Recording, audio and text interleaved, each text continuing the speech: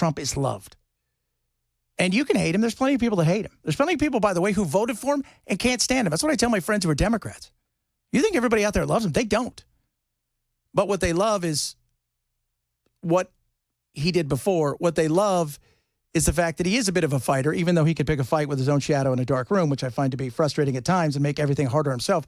What they love is he was real. He was real. They didn't go after real. They failed on numerous occasions to go after real. They had every opportunity to go after real. It wasn't that she didn't have long enough to be introduced to everybody in the country. No, it wasn't that. Everybody knew who she was. Quite frankly, she would have gone further with what Bernie said. They abandoned the working class.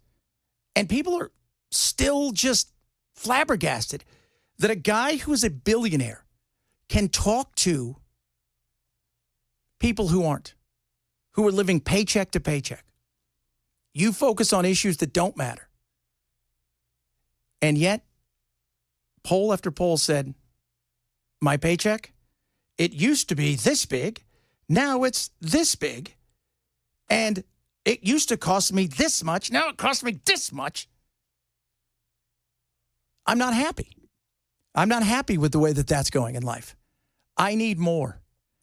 And he said, I can deliver it. Now, whether he can or can't, now you got to deliver it based on governing. And we're going to find out if he can do that. And I think they'll get some stuff done. But keep doing what you're doing. You're going to keep getting what you get. And I think that's going to happen more often than people realize. Because you decided that the working person, that every Democrat was a Democrat in Manhattan, Beach, California, Manhattan, New York, in San Francisco, in Los Angeles, and in Chicago. And they're not. And in Berkeley. Oh, my God. No. Even the Democrats I've met here since I've moved here, they are union members. They are hard workers. They are worried about the rich paying their fair share. And you lost them. You lost them over and over again because you couldn't deliver something as simple as talking about it. And Trump could. And on my other show that I do, I'm always laughing about the fact that all these people will text me and they'll tweet at me in the whole 9 yards, and I'll laugh because, you know, last Tuesday, it was a lot of talk about the destruction that was coming thanks to, here comes Kamala. She's going to take care of everything. She's going to deliver all the things. And those people got quiet. And yet when you talk to them, why did you fail? You failed because you didn't deliver a message. I don't care how good you could be the greatest actor in the world. If the plot sucks, it doesn't matter. If the writing sucks, it doesn't matter. And that's what it was. It was a bad movie written by bad scriptwriters. Trump delivered the movie. Trump delivered the movie that people wanted to see. And he delivered a mandate. Now you have to go and live up to that. Obviously, today he named Tom Holman the border czar. And if you don't know who he is, Tom's a bit of a tough nut. His goal number one is to start with, getting the border sorted out first and foremost. Now, coming where I came from the state of Arizona, and I lived on the border. So I lived right between Phoenix and Tucson. It's like Texas. And I lived on the border. Most of my friends are border agents out there. And I will tell you this right now. It is an interesting thing when I've talked to them over the last several days. They were nervous because they thought it was going to be much the same. Their fear was, and they told me over and over again, if she wins, it is going to be a double down of keep it going. But she lost. And they said they were celebrating that night because they know it's coming. They know it's coming, which is going to be the wall itself. While it's a symbol, the reality is the thought. The thought of Trump is going to turn people around. The thought of Trump is going to get people to self-deport. The thought of Trump and what is coming is going to cause for concern for people who are thinking about coming here. And they're excited about that because 50% of their workload is going to disappear just based on that. He delivered a message that people want, and he continues, to be who he is. Look, I'm one of these people, I tell everybody, if you're new, my name's Benson. I've got another show, big show, and I'm blessed to be able to come here and do this. And when they ask, I was like, I'm all over this. I love it. And one of the things that's very interesting is when I watch all these people that Trump brought on, when I watch all of this stuff that is going on, I'm excited for what might be. I'm not excited for the chaos because, and it follows him, man. Trump, that stuff follows him because he likes it. I always say pain. Trump has a lot of pain without that. He loves chaos. The quiet hurts him. He loves it. He loves the competition. He loves all that stuff. But he's got a chance now to do something real, to be the thing he's always truly wanted to be. He wants to be transform. You know, he wants to transform this nation. He wants to be one of these people where you look back and you say to yourself, this is what we got. This is how we've knocked this out. I've done something completely different. His last 4 years, I've always said the thing that mattered most to most people when it came to him and what would be his legacy is the Supreme Court. Well, now he's got a chance to keep that going. Now he's got a chance to make that happen. Now he's got a chance to push this in a direction that could be absolutely transformational. And I don't know if he'll do it. I think he will. I think he's got an opportunity with immigration. I think he's got an opportunity. Like the tariffs are a perfect example. Having conversations with people about tariffs over the last week has been, first of all, it's mind-numbing. Secondly, not understanding that everything is a negotiation with this guy. Everything. The EU last week said, yeah, maybe we'll start buying liquid natural gas from you guys. Right? Like, that's not a bad idea. We could do that. Yeah, we don't need to buy it all from Russia. What are they worried about? Tariffs. China's like, we don't want a trade war with you. What are you worried about? Tariffs. The fact is if China shut up today and said, we're not giving you guys nothing, and we said, fine, we won't give you a thing, we survive easy. They don't. And I remind everybody, Biden did not get rid of any of those tariffs that Trump put on there because he understood. He's got a chance to do something. And it's going to be interesting to see how he pulls it off. And all the while this is going on, you've got the other side trying to figure out what in God's name happened and how did this thing go so wrong. It's simple. You didn't listen to the people. It's not hard. It's not. Trump asked you a question. Hey, what concerns you? And you're like, I don't know. Stuff used to cost $2. Now it costs $6. I don't like that. And you're like, okay, that concerns you. Hey, what concerns you? Too many people coming into this country completely unvetted, running wild. Oh, yeah, we should do something about that. They ask them, what concerns you? You're like, Trump is orange and he's bad. And he's Adolf Hitler, which he's not, just to let you guys know. And every time you say that, it diminishes all the things that people went through in Nazi Germany and throughout Europe.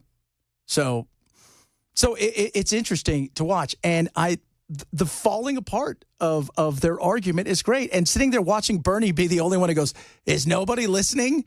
These people, this is dinner table stuff. This is what people care about. They don't care about the social issues the way you do. They don't care about all that stuff. The average person's not worried about whether or not, pronouns matter because they don't matter. They don't. How many people's pronouns came off their Twitter and stuff last week? It was spectacular. It was great. So it's going to be awesome, interesting, and it's also going to be a wild ride because here's the other side of it. Trump is going to take you on a wild ride. And he's going to do some stuff that make you shake your head. And he's going to do some stuff that I think, quite frankly, is going to be good, but you're not going to feel it immediately. And that's something that you have to be aware of. But it's going to be definitely interesting. And it's going to be definitely something that as we take on as a country, I'm looking here and I'm thinking, man, there's so many opportunities here to change the Republican Party in a way that will absolutely blow the Democrats out of the water because they're still not getting it. They're not. They're going to blame everybody and their mother for all the things that have happened, including the voters. What they're not going to blame is their message. And when you can't figure that out, was it me? Was it my message? Your messaging was poor. Right? They're like a stand-up comic who didn't quite get it. Oh, my goodness. What a day. A lot of stuff to get to today. I got a bunch of stuff to talk about, including the shaving of the head. If you guys are watching us right now across all the social media, I am bald. Headless Bell cut his head off completely. That's how upset you were, right, Bell, by like this entire situation. Bell's like, I'm done. I'm cutting my head off. I'm over it. It's interesting because I remember when I'd seen Matt, I seen everybody you talk about Headless Bell, and I was like, okay, I want to see what this guy looks like. I was Jojo the dog-faced boy. What was it going to be? You're none of those things, brother. Nope, just a decapitated corpse. That's all you are. And you were so upset by all of the stuff that happened. You lopped your head off. I like that. Got to do what you got to do. You do. You got to do what you got to do. We got so much stuff to get to today. Got a lot of great audio. Again, we're going to talk about the people that have lost their mind. I would like to ask some people out there a question. Maybe you can answer this. What are you afraid of? And I'm not talking about people who support Trump. If you don't support Trump, I'm curious about what it is that you're terrified of. What do you think is going to happen? Because that, to me, fascinates me. It fascinates me because I would. The exit polls, one of the things that was so telling about the exit polls you're probably not hearing is when they ask people, who did you trust to protect democracy more? Trump won. Who is a bigger threat to democracy?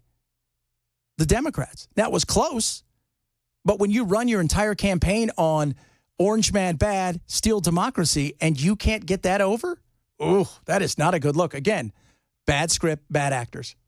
A lot of stuff to get to right here. I am in for young Mr. Matt, who is filling in for Brian Wilson, who's finally on tour with the Beach Boys. Will be for the foreseeable future. So a lot of stuff to get to. My name's Chad Benson. You can check me out at Chad Benson Show. That's on Twitter. A bunch of other stuff. You can text the program. I love hearing from all of you. And thanks so much. Some of you are like, why'd you move here? Tell people to stop moving here. I moved here because I had to. Okay? And because it's awesome. And I came from the desert. I got to be honest with you. My kids are fascinated by the trees. They don't see trees out in the desert. They see them in pictures. That's about the only place they see them. It is Chad Benson in for Matt Murphy right here at Super Talk 99.7.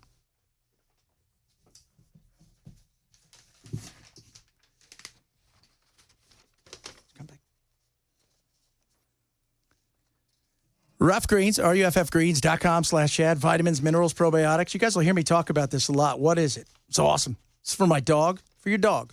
It's incredible. It's the stuff you sprinkle on top of a supplement. They're going to send you out a free bag. Maybe dog's a little older. It's like, say, longer in the tooth. We got this old dog. We got him, and we thought he was much younger, and they lied to us. Put like Grecian formula on him, make him look a lot younger than he was. And he ended up being 10 and not 6. So we got this stuff from Rough Greens, and we started sprinkling on his food because we were thinking about putting him to sleep. He lived another 5 years. Healthy and happy. Vitamins, minerals, probiotics, omega-3, 6, 9, all of this incredible stuff, and it's packed into it. They also have meow greens for your cats as well. So if you love your animals like I love my animals, you want to see stuff where they're happy and healthy, this is it. It's a living, amazing supplement you put on top of their food, and it helps them. They're going to give you a Jumpstart trial bag for free. All they ask you to do is cover the cost of shipping. It is absolutely worth a try.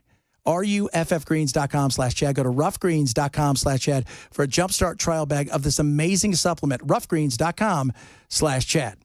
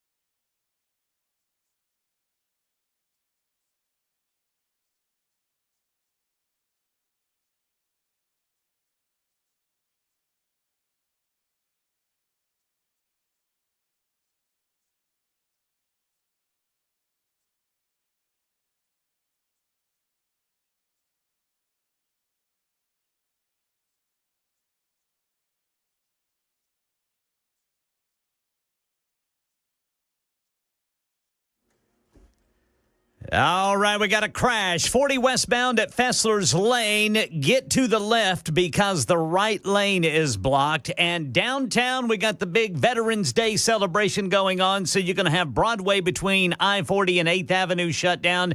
DeMumbrian between 10th Avenue and 1st Avenue shut down. Both of those until 1:30.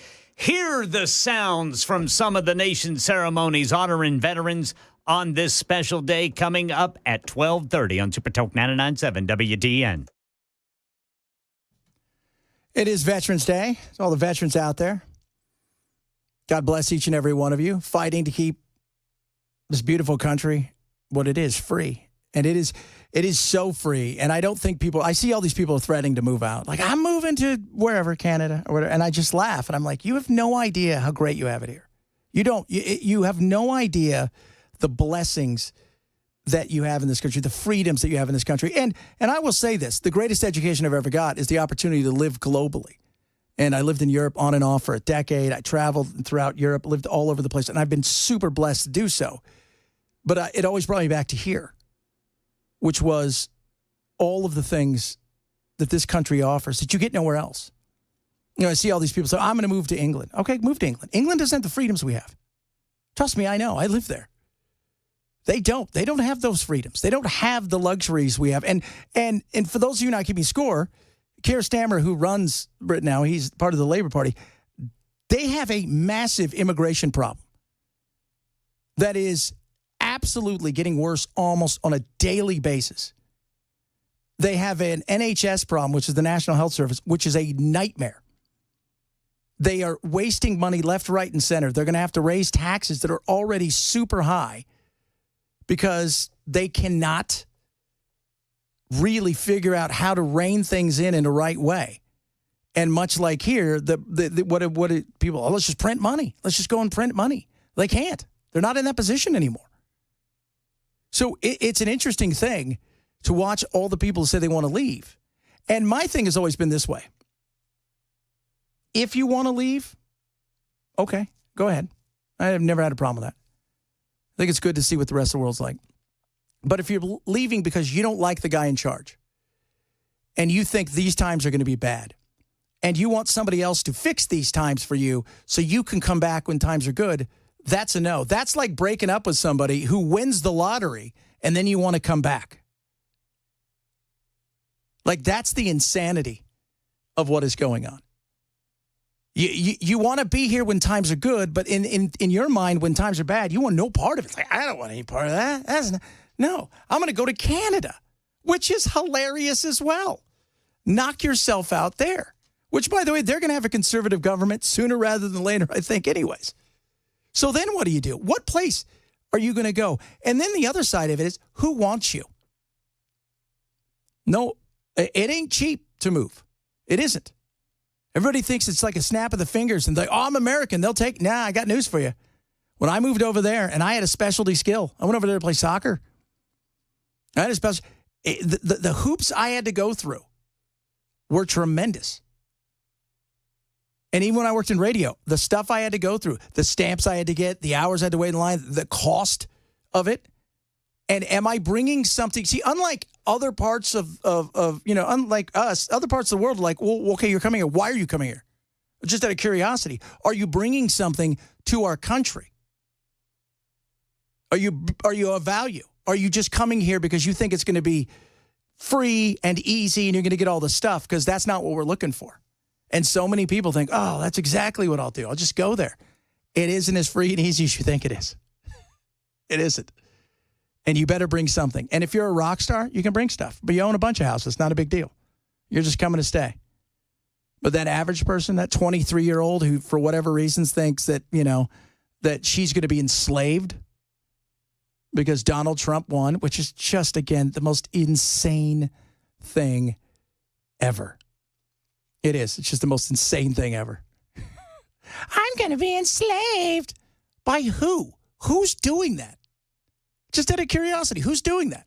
I've yet to see that. But that's what they think. Well, have fun. See what it's like around the world.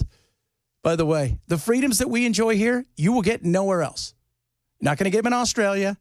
You're not going to get them in Europe. You're not going to get them anywhere else. And the places you might get some sort of freedoms, you don't want to live there. No, no, no, no. You don't want to live there at all.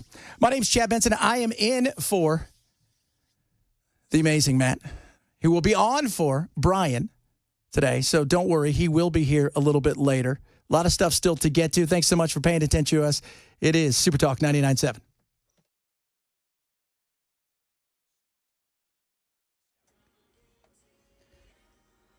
I'm Ken Weaver with your top stories. Got the full forecast coming up in 5 minutes. It is Veterans Day.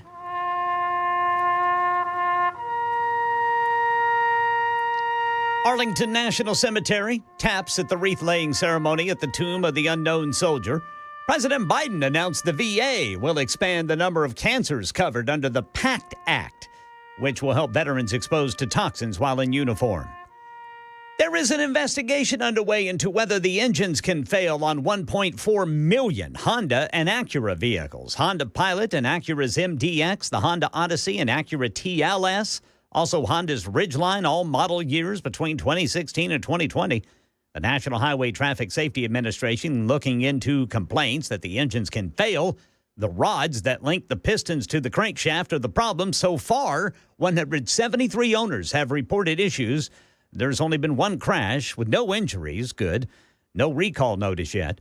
President-elect Trump scheduled to meet with President Biden in the Oval Office on Wednesday. National Security Advisor Jake Sullivan said the president plans to talk to President-elect Trump about key domestic and foreign policy issues, including the situation in the Middle East and Ukraine.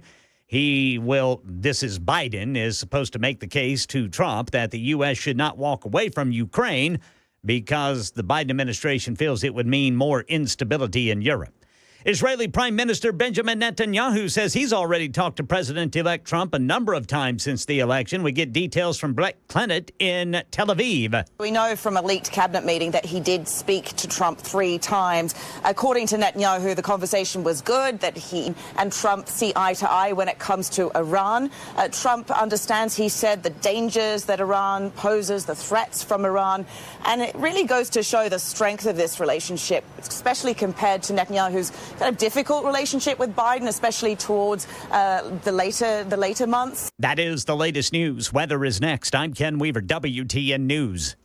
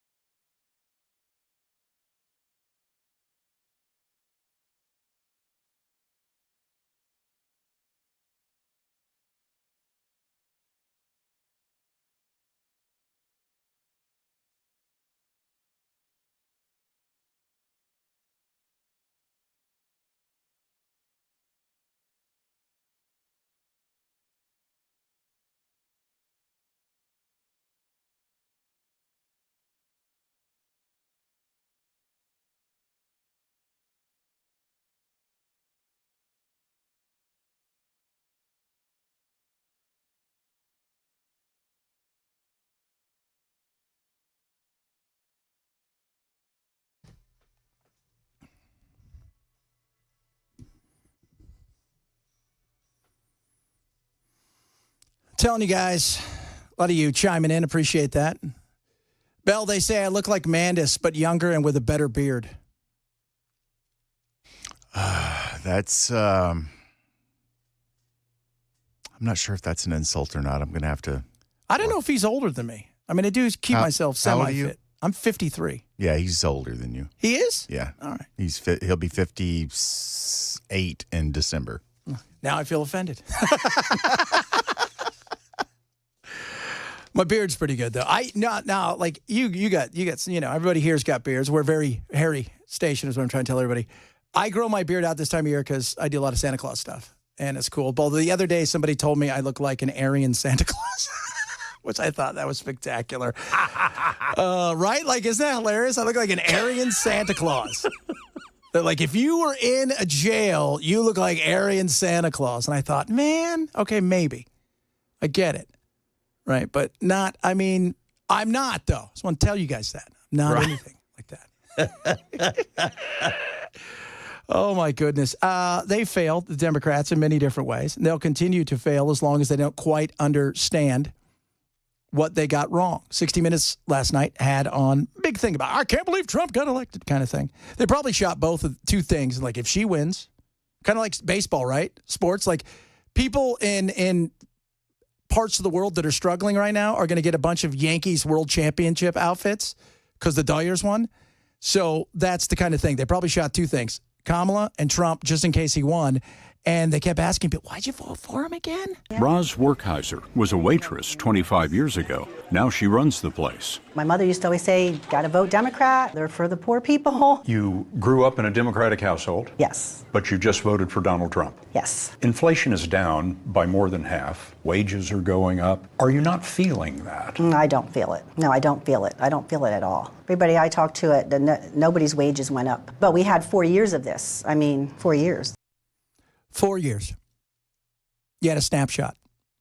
4 years of all of this stuff. You had a chance to change it, and you didn't. And it's those kitchen table issues. Man, those things, I don't think people realize. You know, I've got, and I did a video the other day, and it's all over the YouTubes and all that kind of stuff. And one of the things I talked about was people that are freaking out, and I got, about this, like the women in particular who, and look, I'm raising daughters. And people are you worried about your daughters? I'm not. I'm not worried about my daughters. First of all, we're going to have a little personal responsibility. We're going to have conversations about that. I have a son as well. We're going to have personal responsibility. And the personal responsibility is the way you handle business. Could bad things happen? Happen to anybody. By the way, happen to anybody, anywhere, at any time. Bad things can happen. You could be, I'm leaving the country because Trump is a meanie, blah, blah. You could do that and then go somewhere and something bad happen. That is a possibility. That is. So, but personal responsibility is a huge deal. And we don't ever want to talk about that. Nobody ever wants to, is it personal? No. We don't. You want to continue to blame everybody for things that really don't matter. You make stuff about stuff that doesn't matter because it feels good to you and your friends in Manhattan, that's New York, in Los Angeles or San Francisco, in Seattle, and you make it about these things and you fail. Because it may matter to you. It's like why Hollywood sucks right now is because you're making movies that you feel are some sort of a slap at the patriarchy or straight white males, when at the end of the day, people want entertainment. I grew up in Southern California. I have so many friends in the movie industry, some of them quite big. And I will tell you this, some of them are gay. And when they see what happened to Star Wars is a perfect example, and they say, that's my childhood, that's my memory. Stop making it some weird thing that you think is going to happen, because now we have a trans, stormtrooper. How would we even know? It's a damn stormtrooper, for God's sakes. How would you know it's trans? See that one over there? Yep. Well, are you gonna make it pink and blue? How are you gonna know? You're not. But somehow that had to be the message. Keep doing what you're doing. You're going to keep getting what you get. I do have concerns about the way the Democratic Party relates to working class voters in this country. The only group that Democrats gained with in the election on Tuesday was white college graduates. And among working class voters, there was a significant decline. The only group they one among Democrats, one among were people who make more than $100,000 a year. You can't win national elections that way, and it certainly shouldn't be that way for a party that fashions itself as the party of working people. No, you can't. You had every opportunity, and you failed. And I often wonder, who's running this? Like, who out there is running these things? Who is it? It's the same thing with Hollywood. Like, who's running this? Who thought this was a great idea? I don't even know who Tim Dillon is. He's a comic. Hilarious. Tim was on with Rogan, I think, on Thursday. Tim Dillon's a comic. He is funny. He's a bigger dude. He was in the new Joker movie. And I don't know if anybody out there saw the Joker movie. He came out and said, this is the dumbest movie ever made. It's the worst film ever. I see you laughing in there. All you guys, it's the worst film ever made. He didn't say it was bad. He said the worst film ever. And he thought, who made this? Who greenlit this crap? Who's that for? It's the same thing. The message Democrats. Who's that for? You can't approach working people like missionaries and say, we're here to help you become more like us. Kind of unspoken disdain, unintended disdain in that. I think Biden has done, programmatically some good things for working people, but the party itself has increasingly become a smarty pants, suburban, college-educated party, and it lends itself to the kind of backlash that we've seen. I'm sure you guys saw this last week. All of these people who are just apoplectic about Trump, right, winning, right? So they're oh God, and just men with low T, lots of those, a lot of men with low T that were freaking out, and a lot of women. And to a person, almost all of them said the same thing. Well, you guys are idiots because you don't have a college education.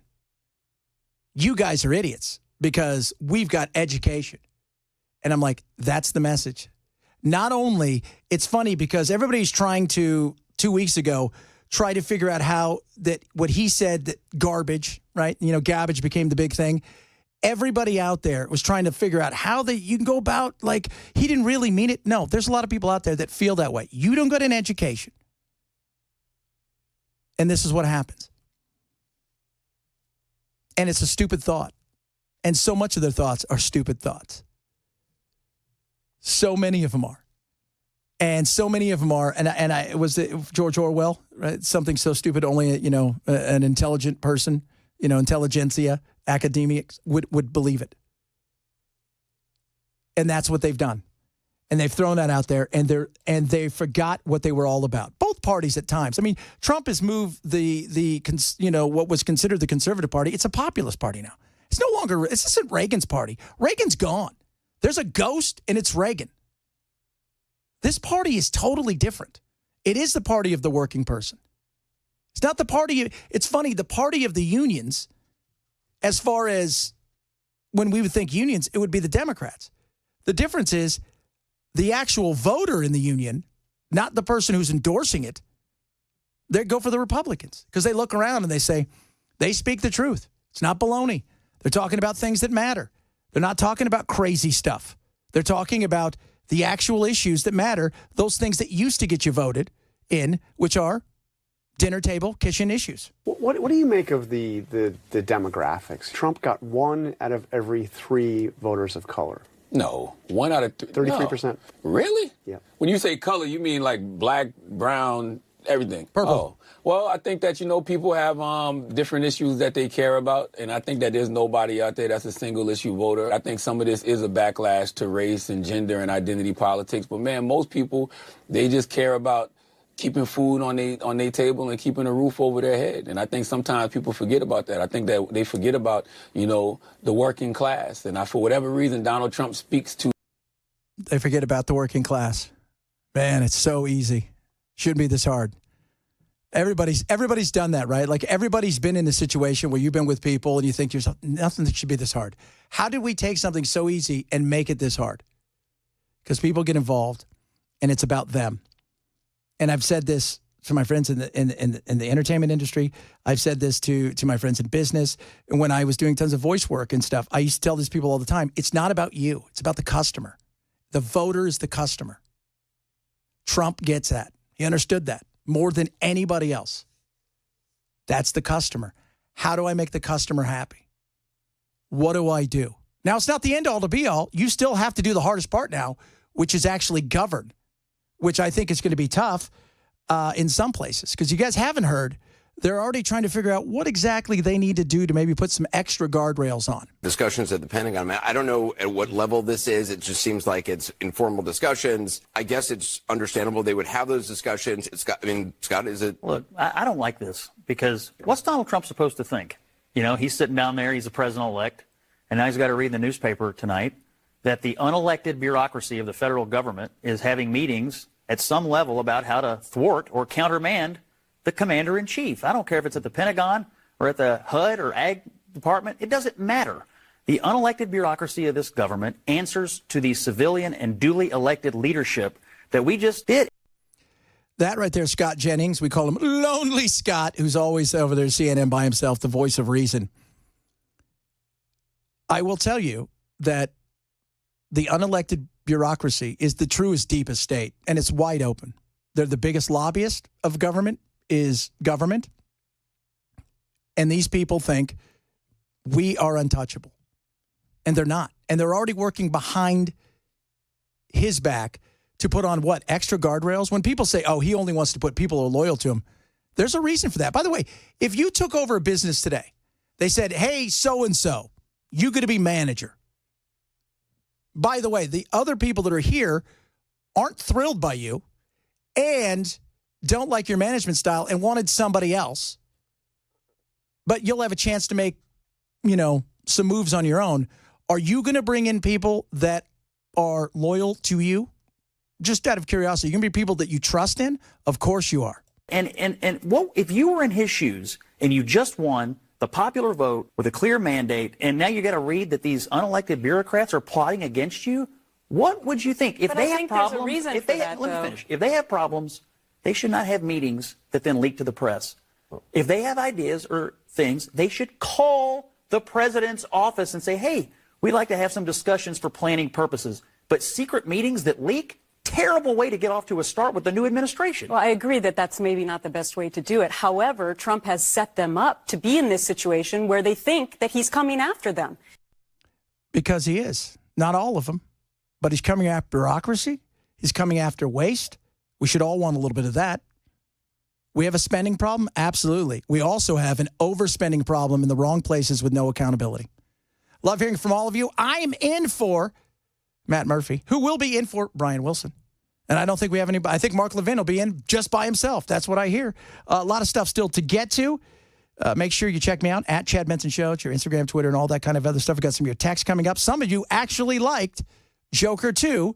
So we're going to have your head. And there, Bell just gave me a look of bizarre. He shook his head. Doesn't even have to. All you had to see was a trailer to go, this is going to be awful. It is Chad Benson in for Matt Murphy. It is Super Talk 99.7.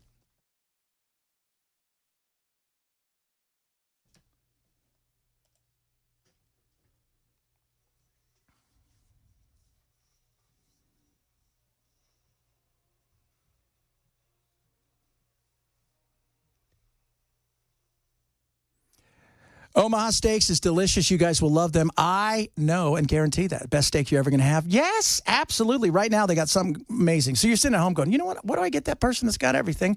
How about something you could share with them this holiday season? Omaha Steaks. Now, they're doing something amazing. Use my code. You'll save big. 50% off site-wide, omahasteaks.com. So you go there, use my code Benson. You're going to get, are you ready for this? An extra $30 off on top of all of that and a $30 reward card. 5 generations of the best owner operator. They're it when it comes to steak. You will get nothing better. They've got classic collections. They've got this amazing deluxe gift collections, hot dogs, hamburgers, you name it. They've got it all. And of course, the steaks, which are amazing. They've got dessert. They've got it all for you right now. Visit omahasteaks.com. You're going to get 50% off site-wide. Plus, my listeners right here, you guys out there, you go and use my code Benson, you get an extra $30 off. And when you do that, they're going to give you a $30 gift card as well. OMAHA steaks.com. Use code Benson. omahasteaks.com. Minimum purchase may apply.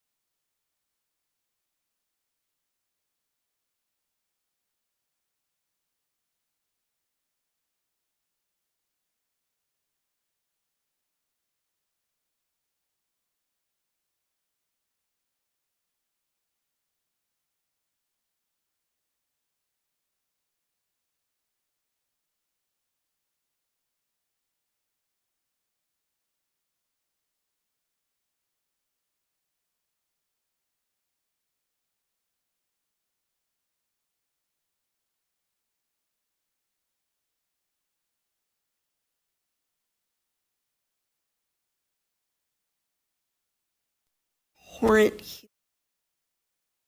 I tried to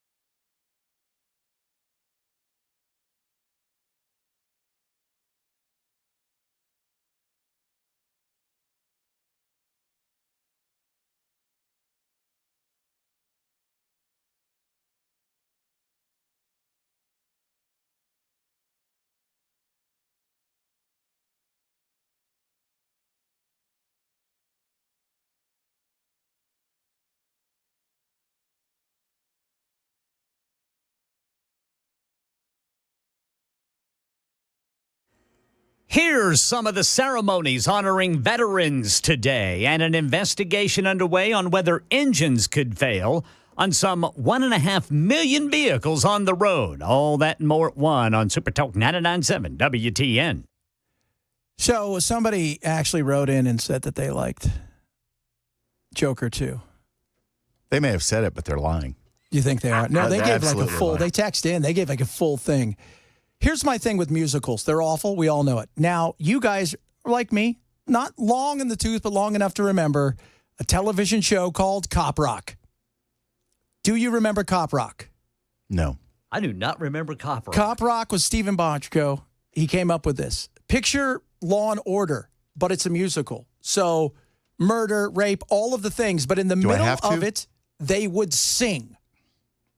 Like the middle of the courtroom song. Like they would be like, did he murder that girl? And you're like, did he murder? It was the worst, best television show of all time. And you can hate watch that because it's awesome to hate watch. This is so bad. No. This is so bad. Somebody just said cop rock. Horrible experiment. You think? Like somebody greenlit that. Somebody said, hey, I think this is a good idea. We'll have the most serious things you can have. We'll have child trafficking. We'll have but let's make sure that when we arrest somebody, that they go into a plie and sing a song about that.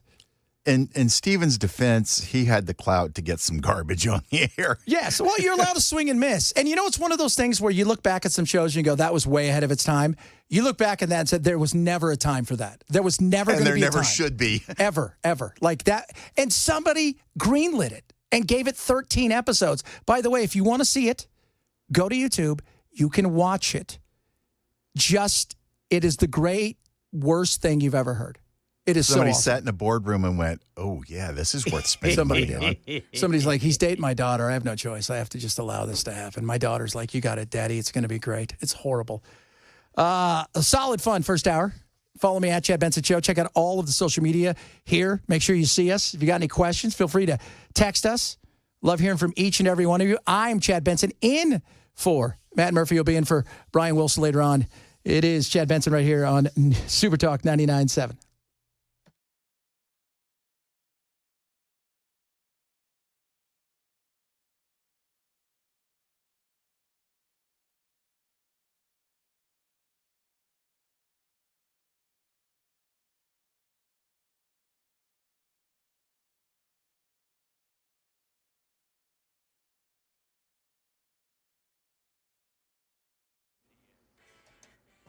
One o'clock on the dot. I'm Ken Weaver with your top stories on this Veterans Day. Thank you, veterans. Full forecast coming up in 5 minutes. Present! The Armed Forces Honor Guard at Arlington National Cemetery as President Biden laid a wreath at the tomb of the unknown soldier. There is an investigation underway into whether the engines can fail on nearly 1.5 million Honda and Acura vehicles. Here's Sherry Preston. Honda Pilot and Acura MDX, the Honda Odyssey and Acura TLS, also Honda's Ridgeline, all various years between 2016 and 2020. The National Highway Traffic Safety Administration looking into complaints that the engines can fail. The rods that link the pistons to the crankshaft are the problem. So far, 173 owners have reported issues. There's only been one crash with no injuries, no recall notice yet. Did FEMA discriminate against Tennessee Trump voters too? There's an investigation underway into that. Tennessee Governor Bill Lee announced an investigation yesterday into how FEMA handled relief efforts after Hurricane Helene. It comes after whistleblowers told the Daily Wire that they were instructed to skip houses with Trump signs or flags as workers canvassed Florida areas where Hurricane Milton hit. Their job was to identify which residents could qualify for federal aid, but the whistleblowers told the Daily Wire they skipped at least 20 homes because of that directive. The supervisor at the center of it, Marnie Washington, has been fired. Governor Lee says he'll work with State Attorney General Jonathan Skrmetti to determine if homes were skipped in Tennessee, too. Joan Jones, WTN News. Well, a multi-state manhunt's come to a dramatic end with the capture of a Tennessee murder suspect accused of faking his own death. Dave Packer tells us. 43-year-old Nicholas Hamlet was wanted for the murder of Stephen Lloyd, 34, whose body was discovered last month along a scenic byway in eastern Tennessee. In a bizarre 911 call, Hamlet claimed he had fallen off a cliff while running from a bear. But when authorities arrived, they found a different man's body, later identified as Lloyd. Authorities say Hamlet, who was using the alias Brandon Andrade, killed Lloyd to steal his identity. After weeks on the run, Hamlet captured in Columbia, South Carolina, after a hospital employee recognized him. Well, there are some special deals available for our nation's veterans as we celebrate and honor them on this day, Veterans Day. Among them, there are free meals from a select menu at Applebee's, a free order of boneless wings at Buffalo Wild Wings, Home Depot offering a 10% discount to veterans the entire month, and 15% discounts for veterans at IKEA. That's the latest news. Weather is next. I'm Ken Weaver, WTN News.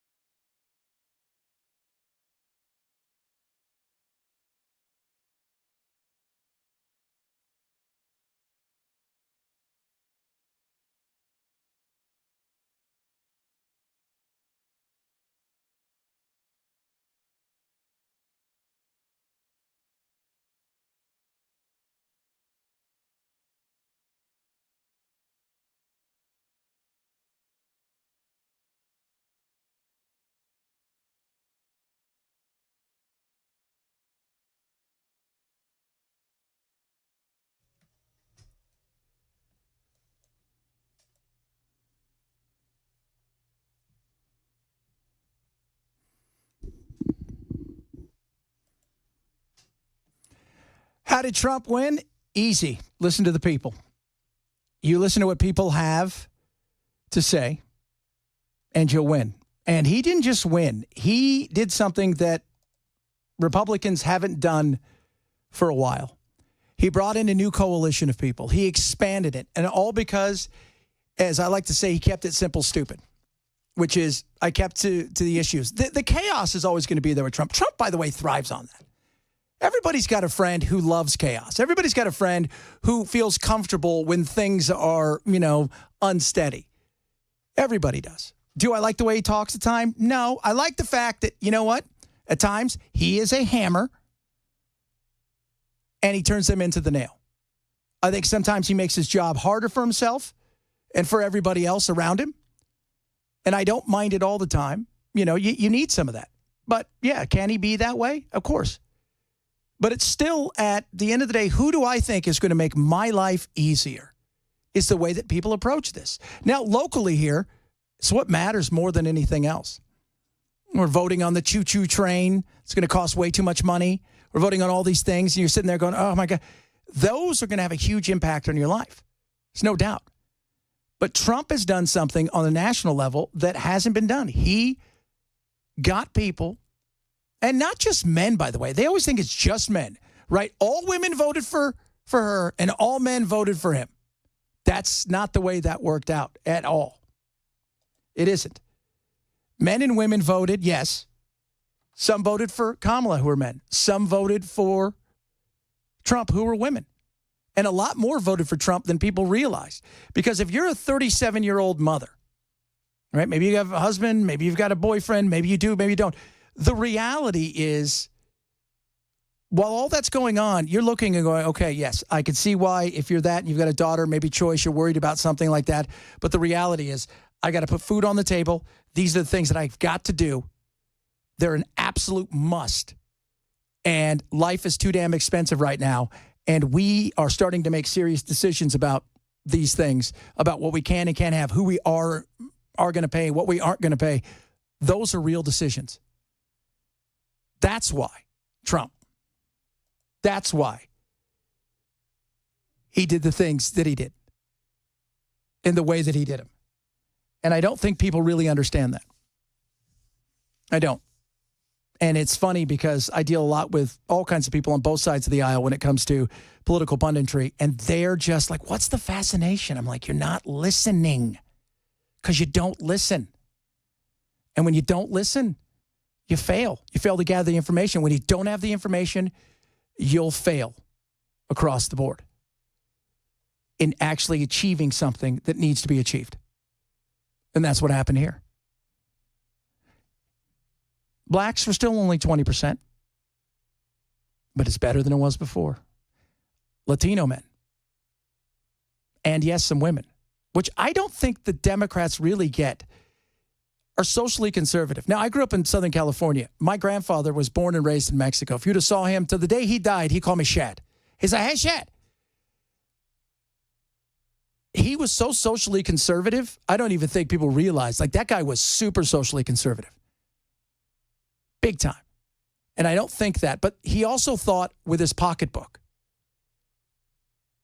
First and foremost. Not about all this other stuff that was put out there. So he was able to grab that coalition. Married women lean right anyways. So he had a big enough coalition. It was just being able to gather all of them. And they did. And they did. Like I said, the hard part now is actually governing. And how do you go about doing that? But we'll see how that looks. Hey, Bill, we have our sound thing up?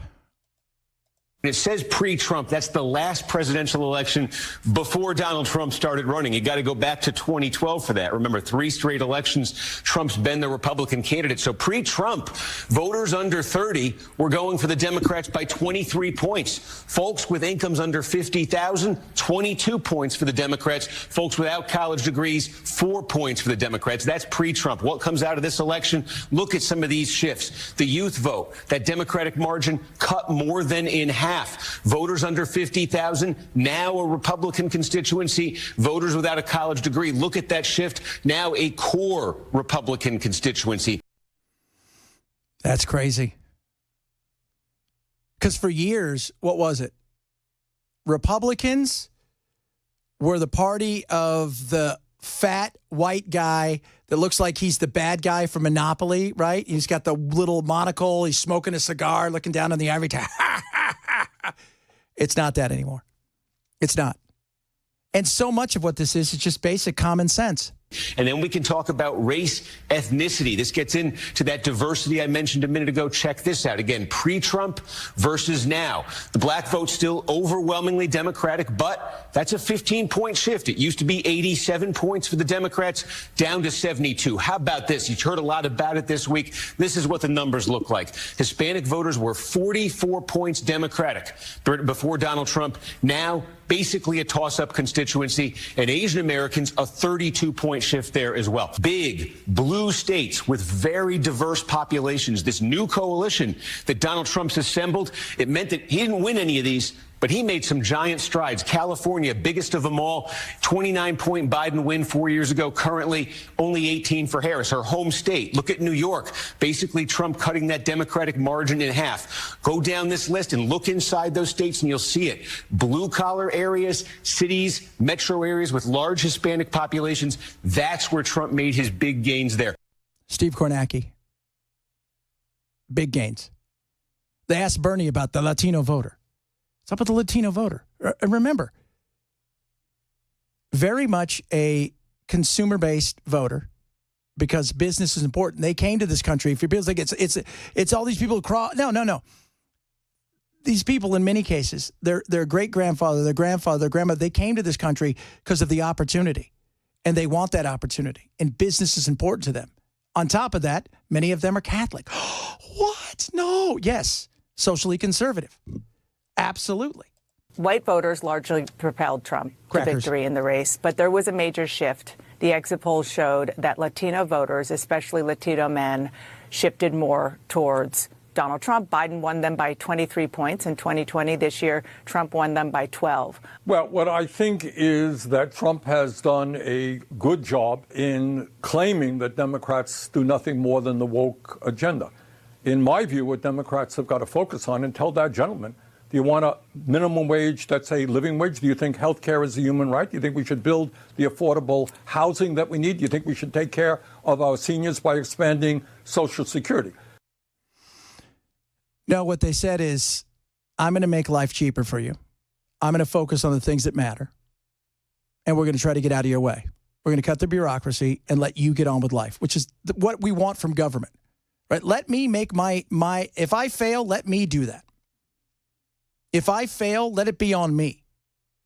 If I failed because no matter what I did, you were going to be in the way, and no matter how hard I tried, it was going to be a nightmare. If I failed because I'm trying to run a business and you are allowing swaths of people to come over as much as possible, and in doing so, be able to outbid me on jobs because everybody's working under the table and I can't compete? No. You missed because you didn't listen to anybody, regardless of color. So I think the emphasis has got to be, of course, on wiping out all forms of bigotry. And the Democrats should be proud of standing up for women's rights and abortion rights and gay rights and civil rights. But the emphasis got to be is to make it clear that we are prepared to stand with the vast majority of the people, many of whom are falling further and further behind, while the people on top do phenomenally well. That's a message that, in my view, will resonate with the Latino community and the entire working class community. Well, it didn't, because you never brought it to him. And you continue to not bring it to him. And you continue to play the game of it was about this or about that. And I don't know, as much as I've seen people out there who have said that the women have lost all of this. You need to get out of this country. My kids are a mess because they voted for Trump. What all that stuff we've seen. We play some of it a little bit later. I've seen a lot of the gay community come out and go, well, Trump didn't do any of that stuff before, so why should I worry about it now? In fact, he went to countries and threatened them for not having equal rights or treating gays differently. People don't realize that because it doesn't fit a narrative that he's the end-all to be all bad. This was a simple thing. People still to this day care about the economy. If you're homeless and you're listening, God bless you. Thank you for that. But Probably not. But if somebody's homeless and you give them money, that's the economy. If you're going to help out a food bank, that's the economy. Every single one of us participates in some way, shape, or form in the economy. Money doesn't make you happy, but it buys peace of mind, which makes life easier. Easier to get to happiness. And they didn't understand that. And a failure over and over again of not getting what was going on. And I'm always fascinated by that. I am. A lot of people texting in. Some people still upset that I don't like the Joker too, which I'm just fascinated by. I don't get that. Somebody asked me, what's wrong with enjoying a good quality cigar? I don't smoke. I'll let you guys know this. In fact, Bell and I were talking about this earlier about, Bell, spell it out to me again. So something's going on with the THC in drinks here? It's actually, Ken might be able to explain it a little better. He's reported on it, but it's basically hemp products that have a certain level of THC or the level can be increased by cooking or something of the effect. But it's just a way for our lovely Republican state Congress to go after people. People that are drinking THC and buying it. You know, they go into a liquor store. They have to go into a liquor store to buy it. They have to be of a certain age and show their ID to get it. But then after that, when you walk outside, then suddenly the world goes to hell in a handbasket because somebody bought a soda with some THC in it, which is so bizarre. Yeah. You can get them. You can get them in dispensaries right now. So Ken, what is is there a threshold that if it goes above? Right now, I don't think there is. This new rule by the State Department of Agriculture will put a threshold on it to I want to say 0.3% THC. The rule, though, is more to, and the State Department of Agriculture doesn't want to say this, but it is more to ban the flower that you can buy right now in dispensaries. They say that once you put flame to it to smoke it, then that exceeds what the allowable limit of THC is in hemp products in Tennessee right now. Okay. So. And that's supposed to take effect on December 26th. There you go. So if you just go out and buy all the alcohol you want, get drunk there. That's the way it should be. I mean, is that kind of what we're saying? It's like you're too much of an adult that you have to go buy alcohol. You can go do that all you want, but going home and maybe partaking in something as an adult that would do the exact same thing. And by the way, having lived in Europe for a long time, I'd rather be in a stadium full of soccer fans that are high than a stadium full of soccer fans that are drunk. Yeah, but they may not beat you up because you're Jewish. No, they will not. They will not. Just insane. Wait a minute. If they're stoned instead of drunk, how are we going to get the stadium burned down? We're not. They're just all going to chill. So you're just basically saying let's completely redo the sport of soccer. And if you score a goal, it'll be a tape delay about when you'll be celebrating. They're like, oh, wow, the ball went in the net, bro. That was crazy. That was crazy. A lot of stuff still to get to. My name's Chad Benson. I'm in for Matt Murphy. He's going to be in for Brian Wilson a little bit later. This is Super Talk 99.7.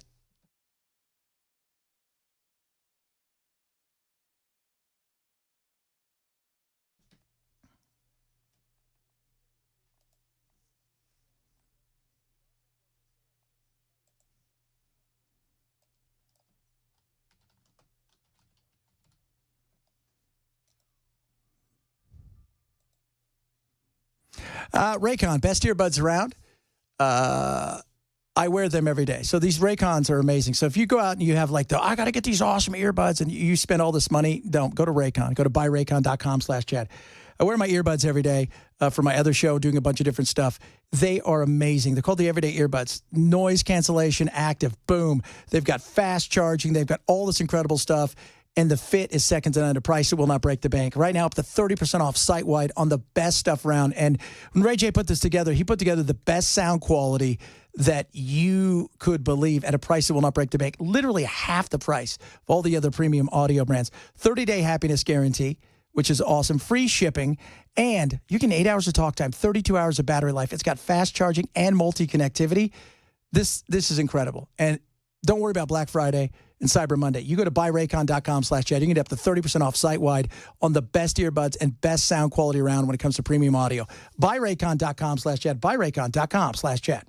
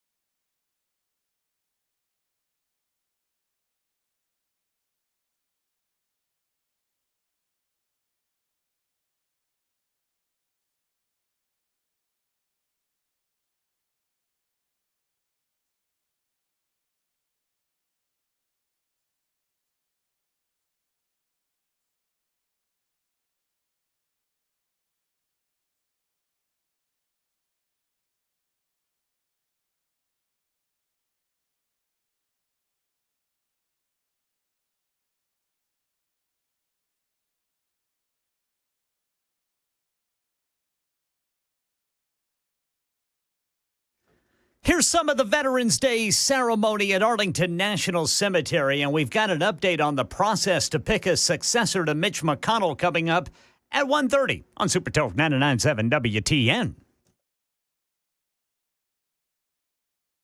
There are a number of different ideas within the Trump team being talked about, the idea potentially of a buffer zone between Ukrainian and Russian positions, but it means bringing Vladimir Putin and Volodymyr Zelensky together to agree. What are the concessions that Ukraine would be willing to make on land? Would they concede the loss of Crimea, of large parts of the Donbass, which is going very badly for the Ukrainians at the moment? And if so, in exchange for what?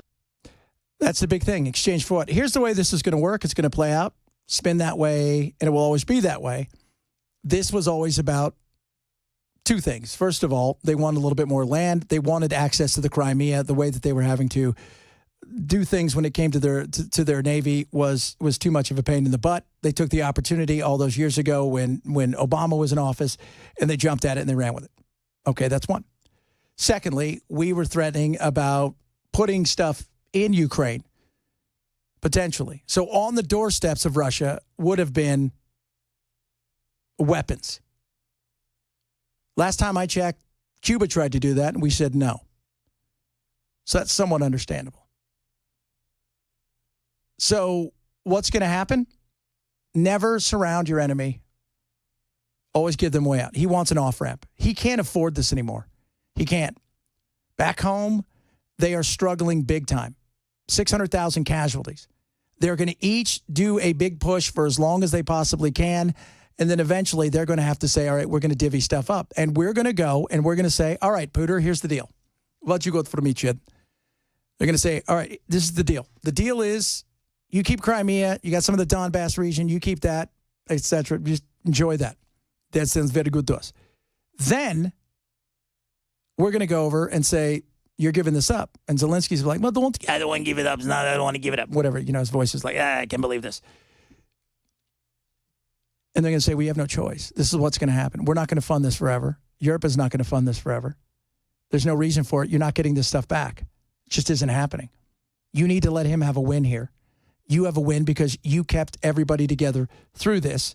And in assurance of your allowing this to happen, we are going to tell the Pooter, if he makes a move on you again, he might as well have invaded our homeland. And that's that. Then everybody goes their separate ways. And we're going to give him an assurance that you are not going to join NATO. No time in the future. 30 years from now, you know what? Maybe. But not right now. It isn't happening. But you will have us to back you up in the event that he decides to get froggy again. So that's what's going to happen there. It's unfortunate. The machine is in full effect, and the money's good, you know. And they're already saying, "Hey, we got to pay this out. We got to pay this out. We got to pay this out. We got to pay this out." Yeah, I get it, right? You know, when everybody says we give all this money to Ukraine, we don't give virtually any money to Ukraine. All that money stays here. It is a credit card that all of these big companies have, and we just call them up and go, yep, just swipe it again and take what you need. And that's what happens. Now, when it comes to Israel, it's a different story. How this works out in the coming months it's about Iran at this point. I think Trump's going to say, look, you got to stop it, right? We're going to get rid of Hamas the best we possibly can. This is about Iran. This is what it's about. It's about Iran. So we'll take care of that. Let's not turn this into anything more than it already is. You've got the chance now to send a message to her. Iran's chirping like they want something, right? They're one of, yeah, we want to fight you guys. You don't want to fight us. And you don't want to fight, by the way, Israel. Because Israel will absolutely annihilate you. They're itching for a fight as much as you think you want everybody to believe that you're itching for a fight. Hezbollah wants nothing to do now with Trump. All of these countries are looking around and saying, we don't want any part of this anymore. We don't. All right, I'm going to see if I can do this right here, Bell. I'm going to push one of these. We'll see. This could go horribly wrong. Robert? Yes. There you go. Look at that. All right, man. What's up? Hey, you're talking about Ukraine and guaranteeing. You do realize in the 90s when Ukraine gave up nuclear weapons, I think it was the Clintons, they guaranteed their safety, whatever. That's already been done once. Yeah, but the difference is that's long gone from now. And I understand. A lot of people did, right? We all promised when they gave up their nuclear weapons, which is a reason that nobody should ever give up their nuclear weapons, by the way. And I think that's never going to happen again. Appreciate your call. We got to jump here. But that being said, Trump is not Clinton, and the Pooter and Trump aren't going to be around forever. So I think this is what it's going to be. And the Pooter's learned his lesson. You can't lose 600,000 people and not learn some lesson in this. So we're going to find out what happens. But I do think at some point in time, Zelensky's going to be the one that has to realize you're not getting your country back. You did the best you could. You saved it from being overtaken, and you fought like you could. I mean, you fought like a monster. Great. You have to let it go from here. My name's Chad Benson. I am in for Matt Murphy. You'll be in a little bit later for Brian Wilson. It is Chad Benson in for Matt Murphy on the Matt Murphy Show right here on Super Talk 99.7.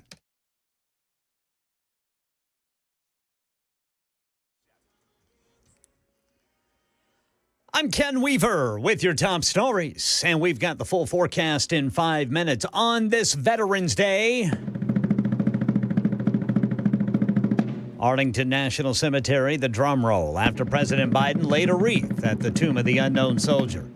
Senate Republicans meet behind closed doors later this week to pick a successor to Mitch McConnell, the longest-serving party leader in Senate history. Here's Stephen Portnoy. 3 senators are in the running to replace Mitch McConnell to serve as leader of the new GOP majority. John Cornyn of Texas, John Thune of South Dakota, and Florida Senator Rick Scott, who now has the backing of prominent voices in the MAGA movement.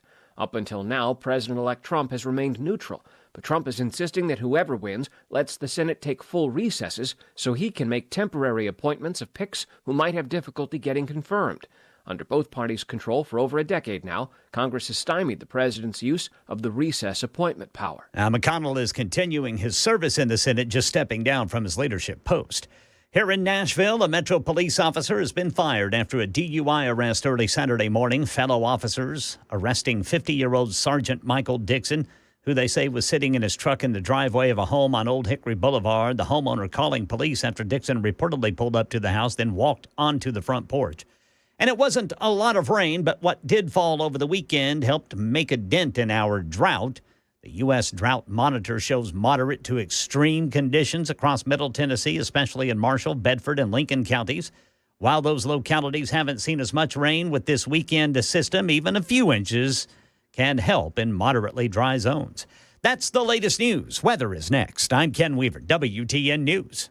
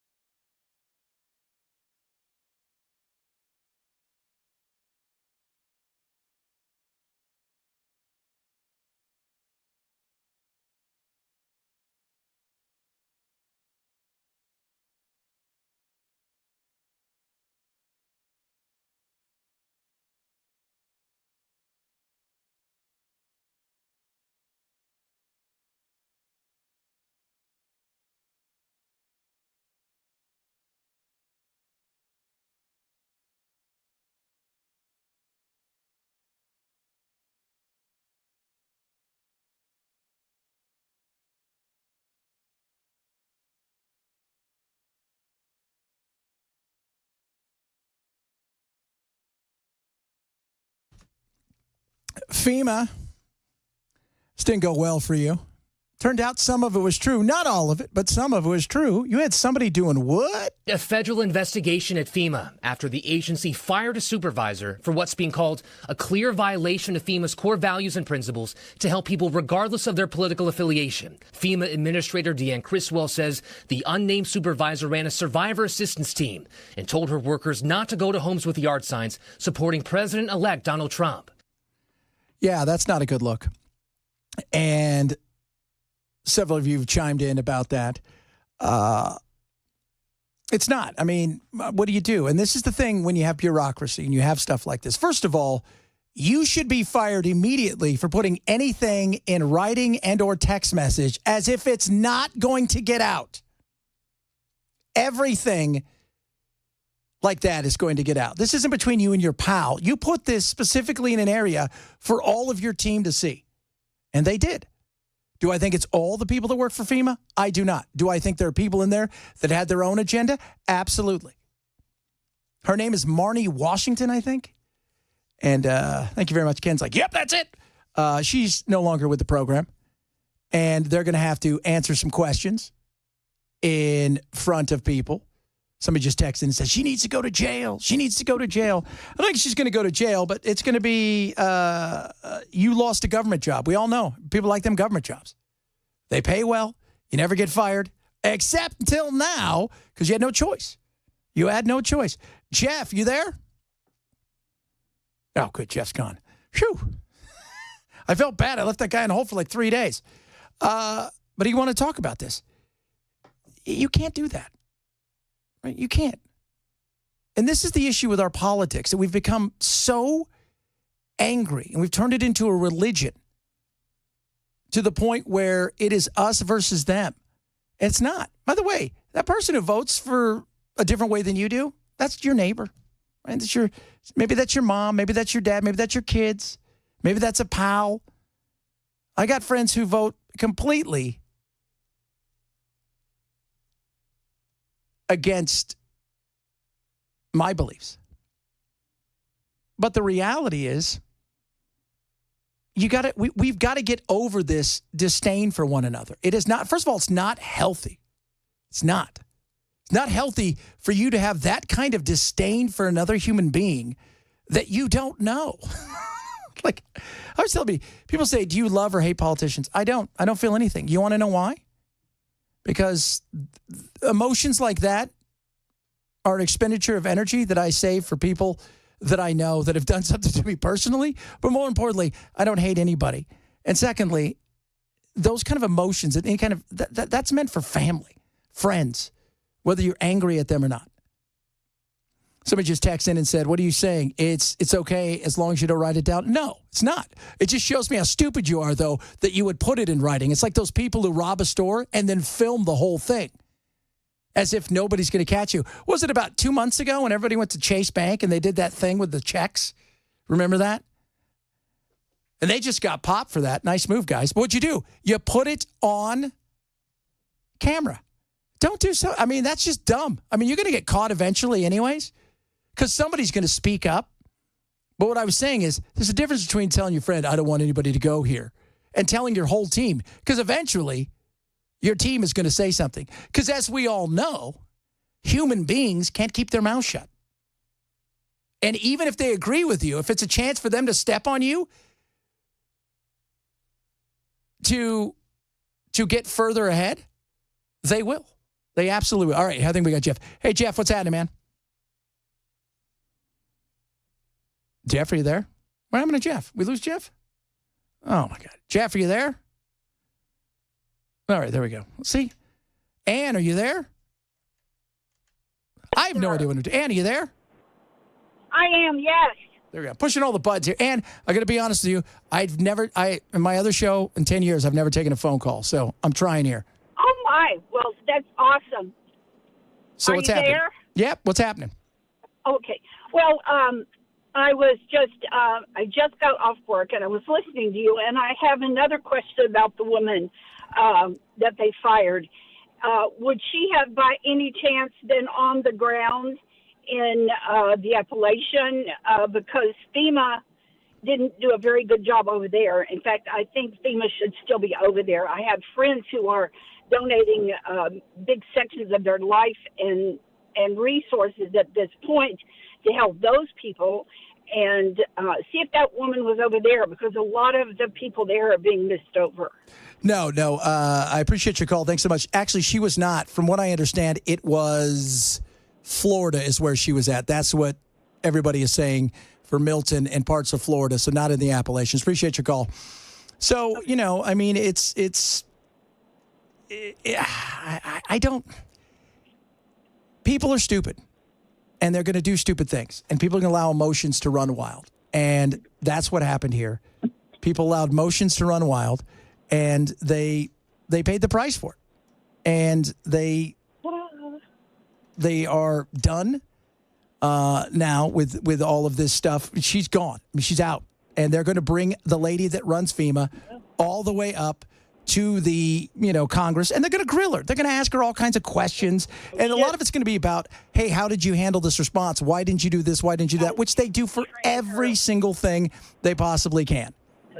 So, but as far as whether or not this person was in Appalachia, this person was not in Appalachia at all. So this person was in Florida. Absolutely. That's what everybody's saying. Appreciate that.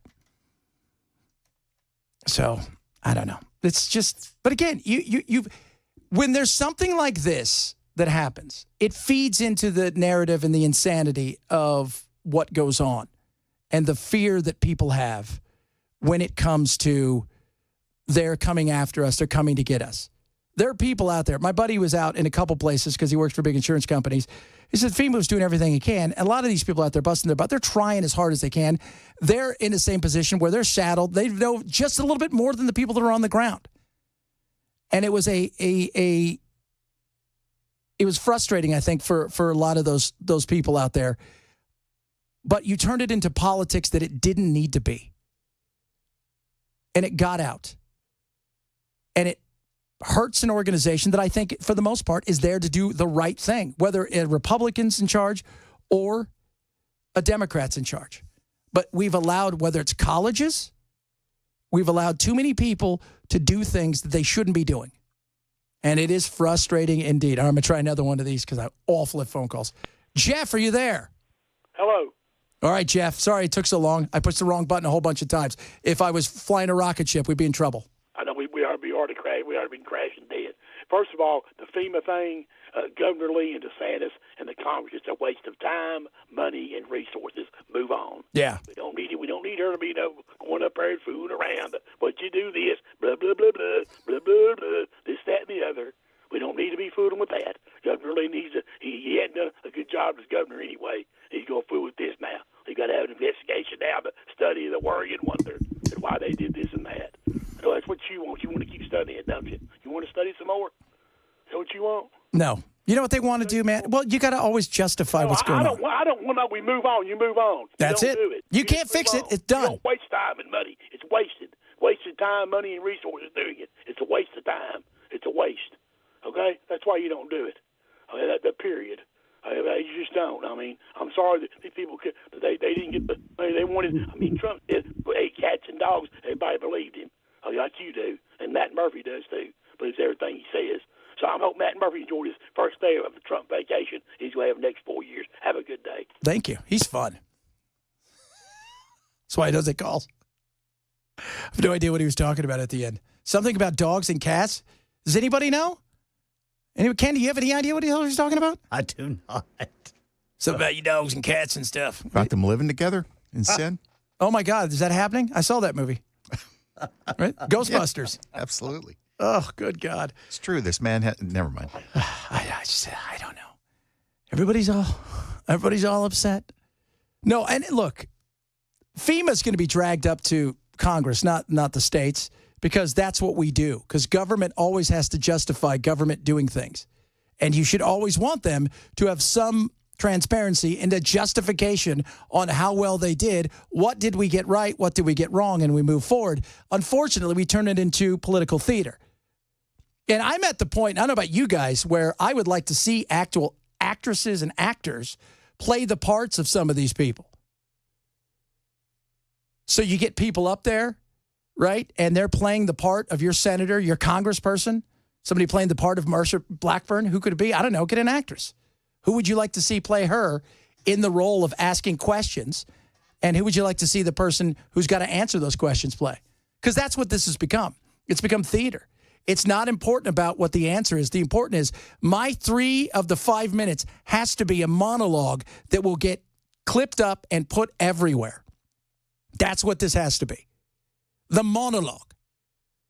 And her answer or his answer is irrelevant at that point in time. Bob, what's happening, man? Hey, how you doing today? I'm doing good, brother. Good. Yeah, I have no idea what that guy was talking about. But anyways, about the animosity in politics anymore. I was a Democrat when I first started voting, way back in the 80s. And, I remember the volatility getting turned up when the Clintons got in office. That's when, to me, I can remember the character assassination starting. And that's what turned me off to the Democratic Party was they could no longer just argue facts about, policies and stuff. It became character assassination. When Bill Clinton was being accused of all the stuff and Hillary went out and just started, tearing into and discrediting and, the women that were accusing Bill Clinton. And I think it's gotten so bad now because finally Republicans put forth a candidate, Trump, who was willing to fight dirty like them, and they didn't like it. So it just got worse and worse and worse. I wanted to get your thoughts on that.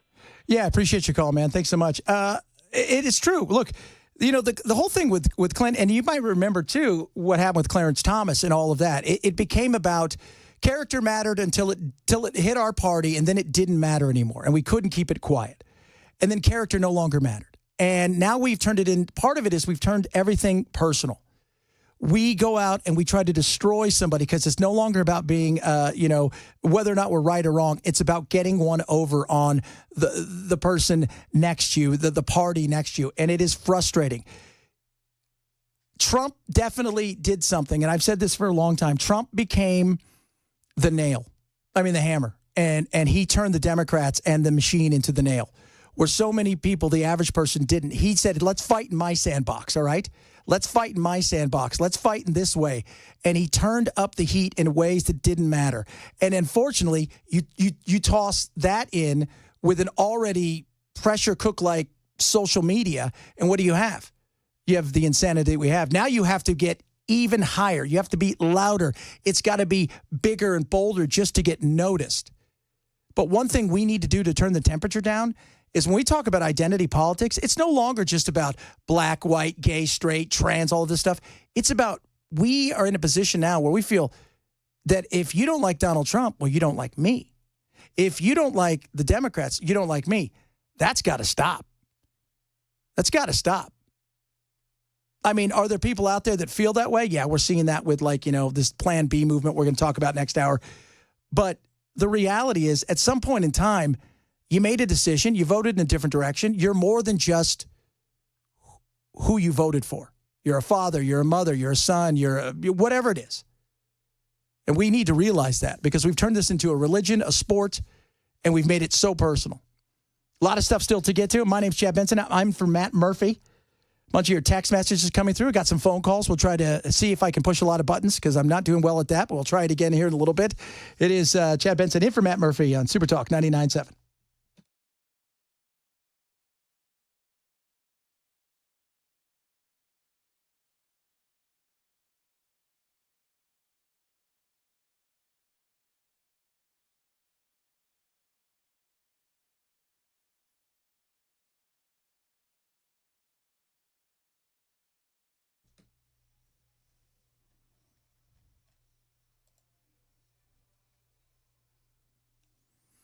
Rough Greens, ruffgreens.com/Chad. You're like, what is this, Chad? Who are you? Okay, let me tell you a little bit about Rough Greens.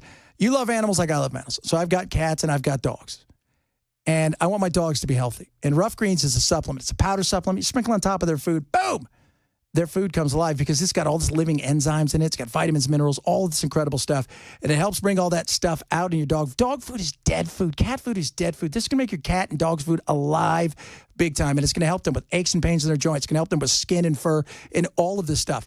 Now, Dr. Dennis Black, he's a naturopathic doctor. He put this together. He believes in this so much that he's willing to give you a Jumpstart trial bag for free. All he asks you to do is cover the cost of shipping. It's a couple bucks. When you get it, you don't have to change anything. Just sprinkle the stuff on top of it.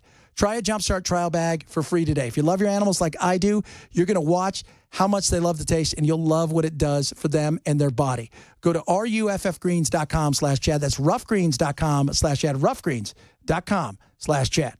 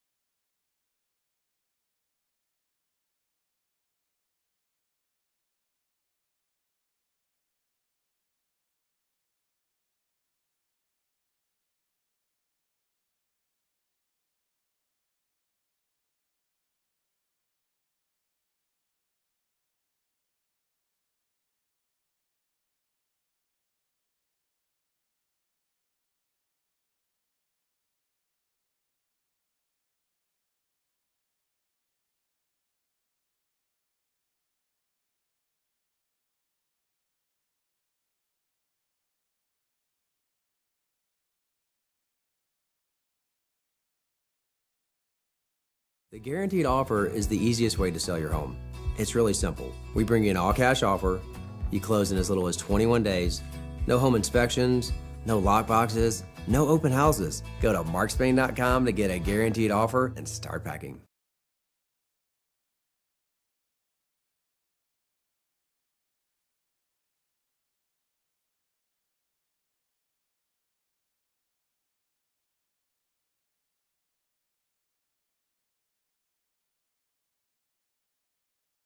Did you know you're overpaying for your health and wellness products?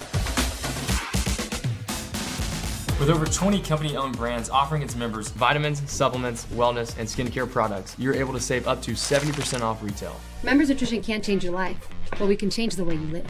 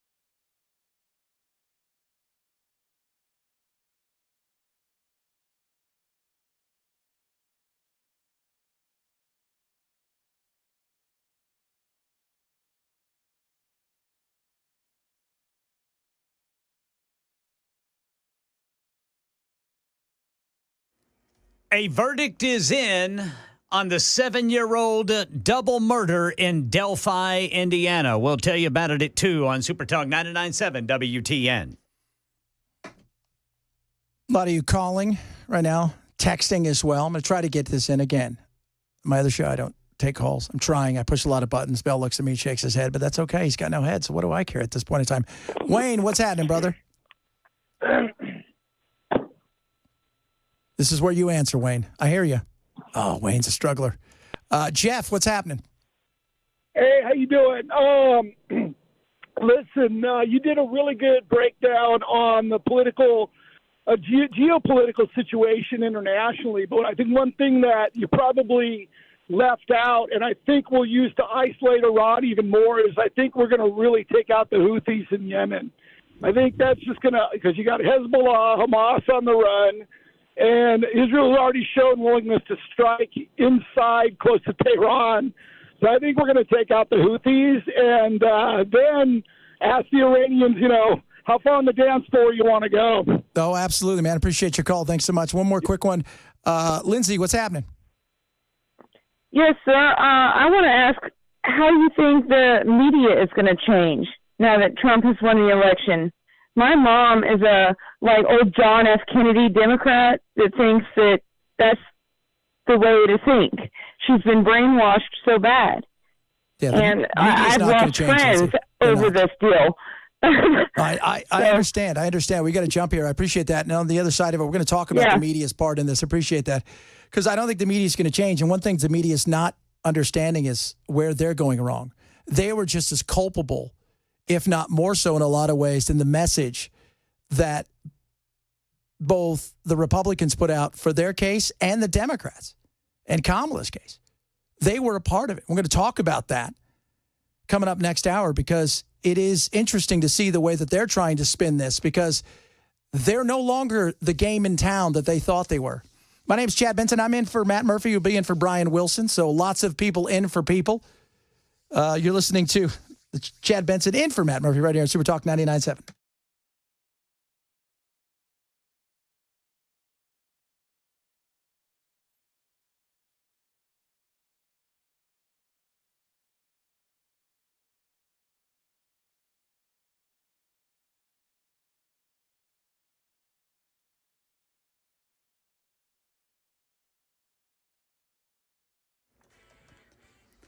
Two o'clock on the dot. I'm Ken Weaver with your top stories on this Veterans Day. Thank you to all who have served. Full forecast coming up in 5 minutes. Guilty. That's the verdict by a jury of 5 men and 7 women on Richard Allen in the deaths of Abigail Abby Williams and Liberty Libby German. The jury convicting the 52-year-old Delphi man of 2 counts of murder while kidnapping the girls. Abby, 13, and her best friend Libby, 14, went on a hike in the afternoon of February 13th, 2017. Allen, prosecutors allege, tailed the girls on the high bridge, forced them down a hill to a nearby woods where he killed them by slashing their throats. Sentencing has been scheduled for December 20th. Allen faces up to 130 years in prison. A deadly 200-foot fall in East Tennessee. News 2 reports the Tennessee Wildlife Resources Agency says 2 men left a La Follette truck stop around 8:30 Saturday night. They drove a side-by-side onto the North Cumberland Wildlife Management Area and at some point in the pitch black of night drove off of a 200-foot rock-high wall. 41-year-old Josh Medford was ejected and died. He's from La Follette. The passenger, identified as 27-year-old Rick Violas of Oneida, was knocked unconscious and seriously injured. He's the one who contacted authorities after regaining consciousness about 7 hours later. Crews were able to get him to a hospital about 6 hours later. Medford's body was finally recovered around 15 hours after that crash. The nation taking time today to honor our military veterans. That's a military chorus singing the battle hymn of the Republic at Arlington National Cemetery. President Biden, after laying a wreath at the tomb of the unknown soldier, announced new efforts to address toxic exposures for veterans. I'm proud to announce that the VA will expand the number of cancers covered under the PACT Act. He says there's also more funding for education, and he claimed data showing a record reduction in veteran homelessness. Here in Nashville, 60,000 people are estimated to have lined Lower Broad for the annual Veterans Day Parade. And News 2 spoke with a Vietnam veteran who says he and his buddies have participated for 3 decades. I think one of the reasons we do this is not so much for us, but for the ones who are no longer with us, either died in combat or died after they came back home, or perhaps had a difficult time. And we want to honor them more than we do ourselves, because those are the ones, in some cases, who made the ultimate sacrifice. Yeah, there's a concert honoring veterans until 7 o'clock tonight. And that is the latest news. Weather is next. I'm Ken Weaver, WTN News.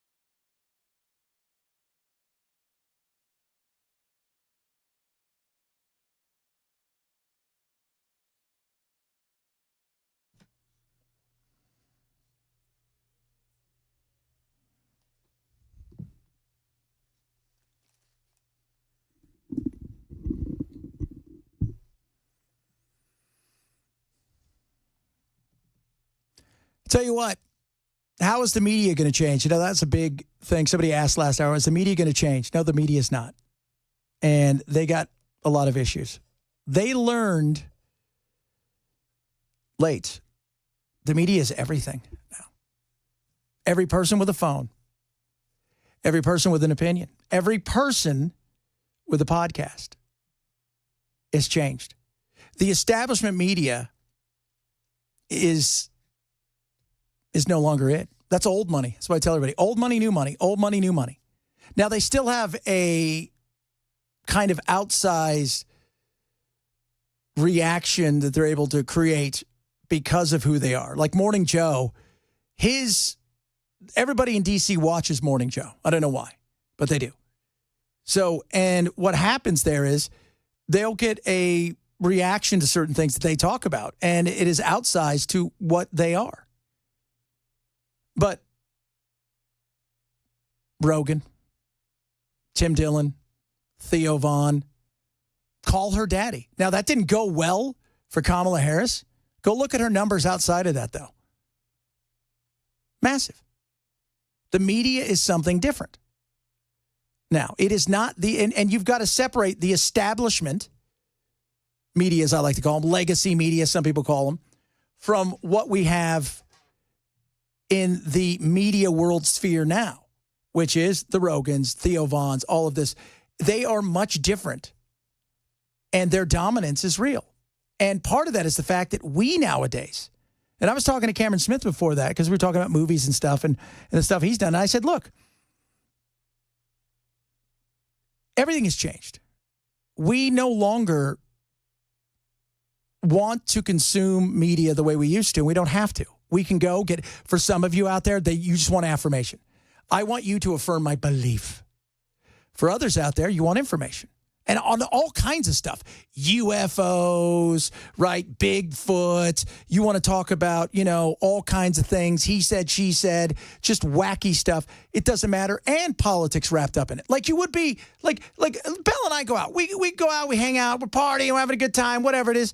We're talking about all kinds of stuff. We may talk football. We were talking music for a half an hour today. We're talking about ABBA, right? That's a normal conversation that people have. Yeah, you might get some people disagree on that point, but I know what you're saying. Music's a normal conversation. Although if you're not talking ABBA, I don't know why you're even thinking about talking, music, because ABBA is music. ABBA's SOS is my favorite song. What a great song, right? Talk Queen. I love Queen. Has there been a better front man in the history of music than Freddie Mercury? Probably not. It's hard. It's hard to debate that. Even fight that.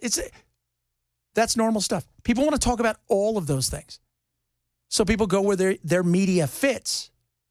And politics became a big part of that. Trump went there, he understood. We've got more people consuming information than ever before. The difference is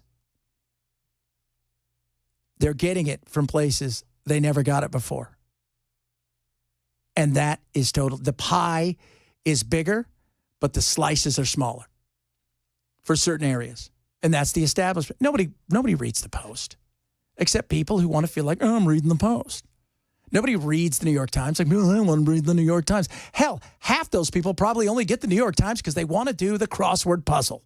Or is it Wordle or something like that? Whatever the hell it is. That's why.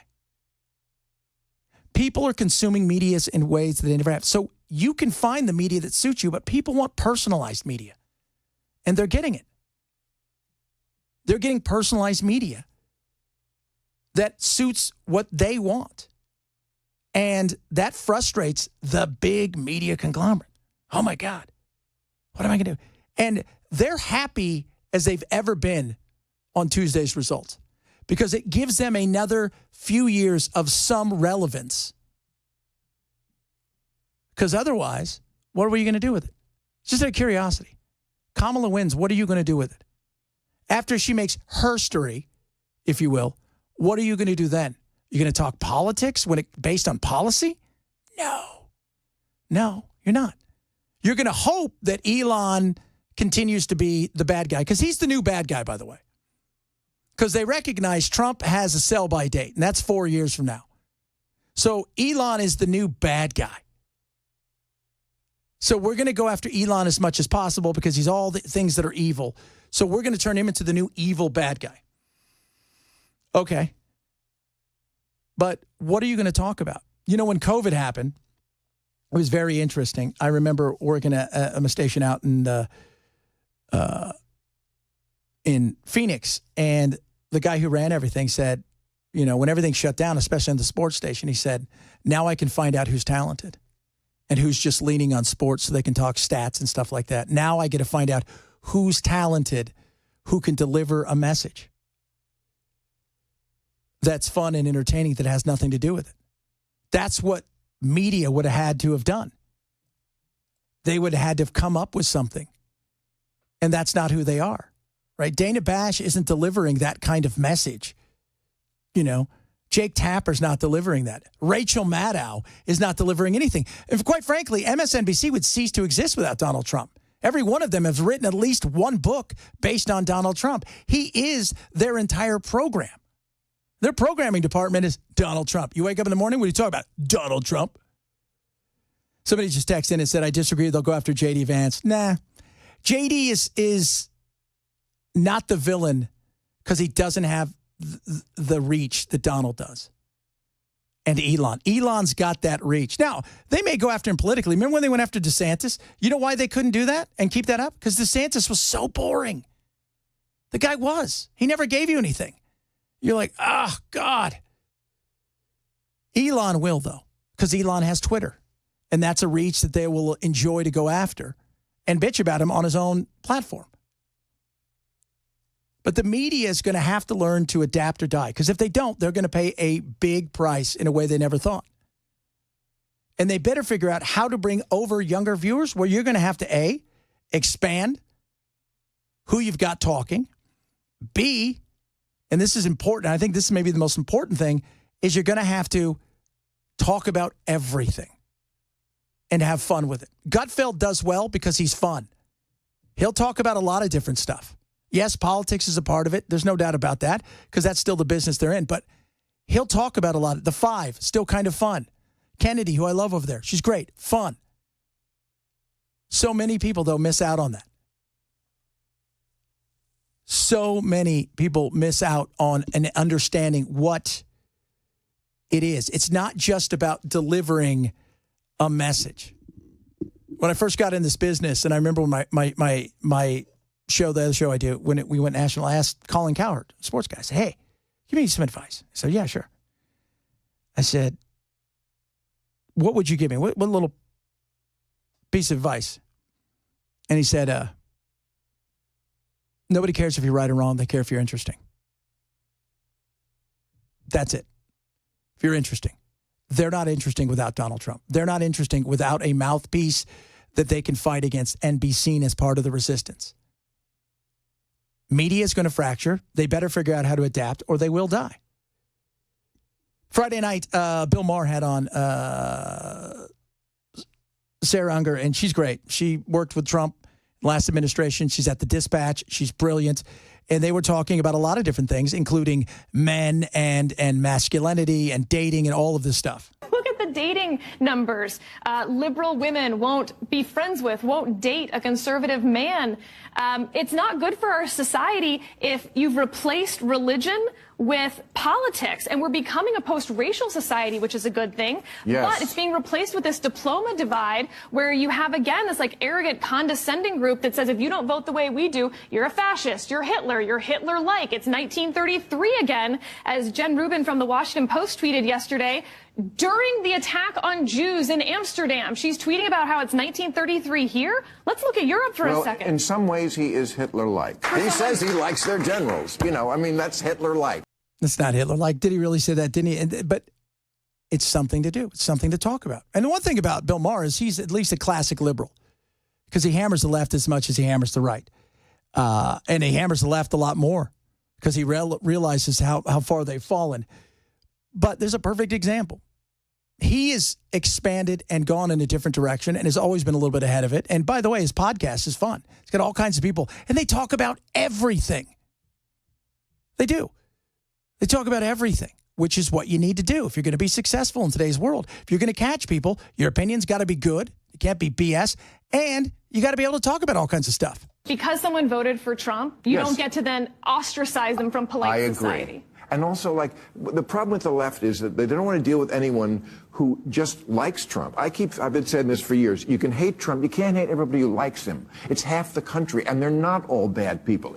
Politics isn't an extension of a person directly like that. Yes, it's easy for you to think you're better than Trump, but that's not who these people are. You know who ended the character debate in this country? It was the left with Clinton, right? I mean, they're the ones who said character didn't matter in the White House, and now suddenly they think character matters a lot. I thought character mattered the whole time. Well, Clinton has a way better character than Trump. And I think you'd be surprised. Trump's character, let's be honest, suspect. There's no doubt. He's done some things, some stuff. That's not deniable. It isn't. Go watch all of the stuff that Hillary and Bill did and the attacks that they had on the women who brought up anything, including credible attacks, and one of them being credible when it came to the allegations of rape and the destruction that they did. It reminded me of what Lance Armstrong did. If you guys know anything about Lance Armstrong, it wasn't that Lance Armstrong cheated or didn't cheat it. People hated Lance because the minute you brought it up, he destroyed your life. The minute you brought anything up of whether or not you even rode with him and you saw him do things, he destroyed you. And they did the same thing. And the left told us he was the feminist president, that we were supposed to get behind him as women because otherwise you were a traitor to your gender. And by the way, people who didn't vote for Kamala Harris, I'm seeing a lot from the left say that it's because they're sexist. No! You don't have to vote for the woman who's only been in campaigning for 3 months because the dude put her in a position to fail. She still failed. She was going to fail all along because she failed the day that she didn't answer the question on The View. What would you do different? That was her failure. You have one question. It was easy to answer, and you didn't want to throw him under the bus, so you didn't. You failed there. And had nothing to do with he left or didn't leave. If she would have gotten through a mini primary, maybe she's got a better chance. But it was that one question that derailed the entire thing. It wasn't about the trans issue. That was a great thing to run on, and the Republicans did a hell of a job doing it. It wasn't about that. It was, how would you be different? And she couldn't answer it. And the media was there for her all the way. And she failed. She failed. The media gave her opportunity after opportunity. But Trump went to a new place of media that everybody laughed at. And he turned it into a win. Because he went to where the people were. He expanded the tent. And he knew, look, I've got to get these people, and a lot of them, they will vote for me, but they may not vote. So I got to make sure they vote. And he expanded the tent in ways that they had no idea would happen. My name is Chad Benson. I am in for Matt Murphy. I just saw Matt cruising around here, looking sharp as ever. My goodness, that's a sharp-dressed man. I wore pants today. Again, 2 days this year I've worn pants because I came from Arizona. You don't have to wear pants in Arizona. You have to wear shorts all the time. I'm just letting you guys know that. I'm in for Matt Murphy. I'm Chad Benson. This is Super Talk 99.7.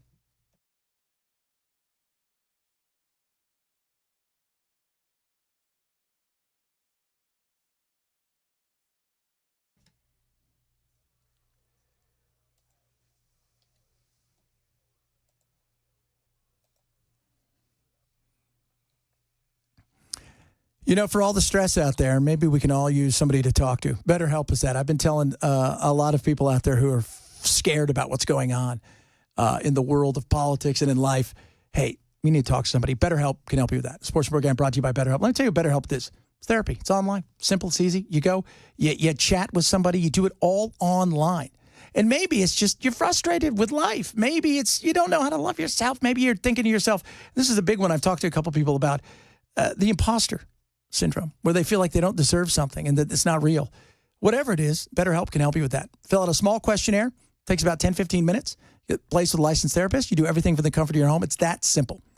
If you'd like to try it, I think you should. I'm going to save you 10% on your first month. Go to BetterHelp.com/Benson. That's BetterHelp, HELP.com/Benson. BetterHelp.com/Benson.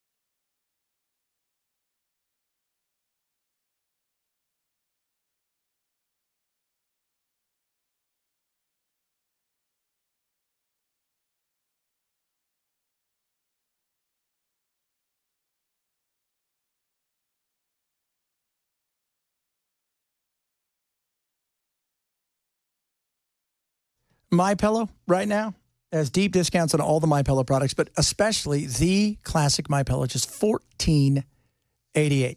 Limited time right now, and you can take advantage of this. Limit 10. The Queen is $18.88. The King, $19.88. And the body pillows for $29.88. They're awesome.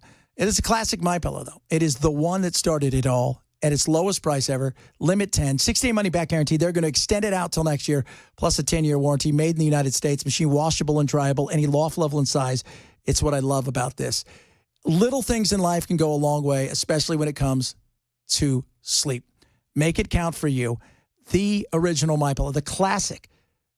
Lowest price ever, just $14.88. Go to MyPillow.com/Benson today to take advantage of that. That's MyPillow.com/Benson. MyPillow.com/Benson.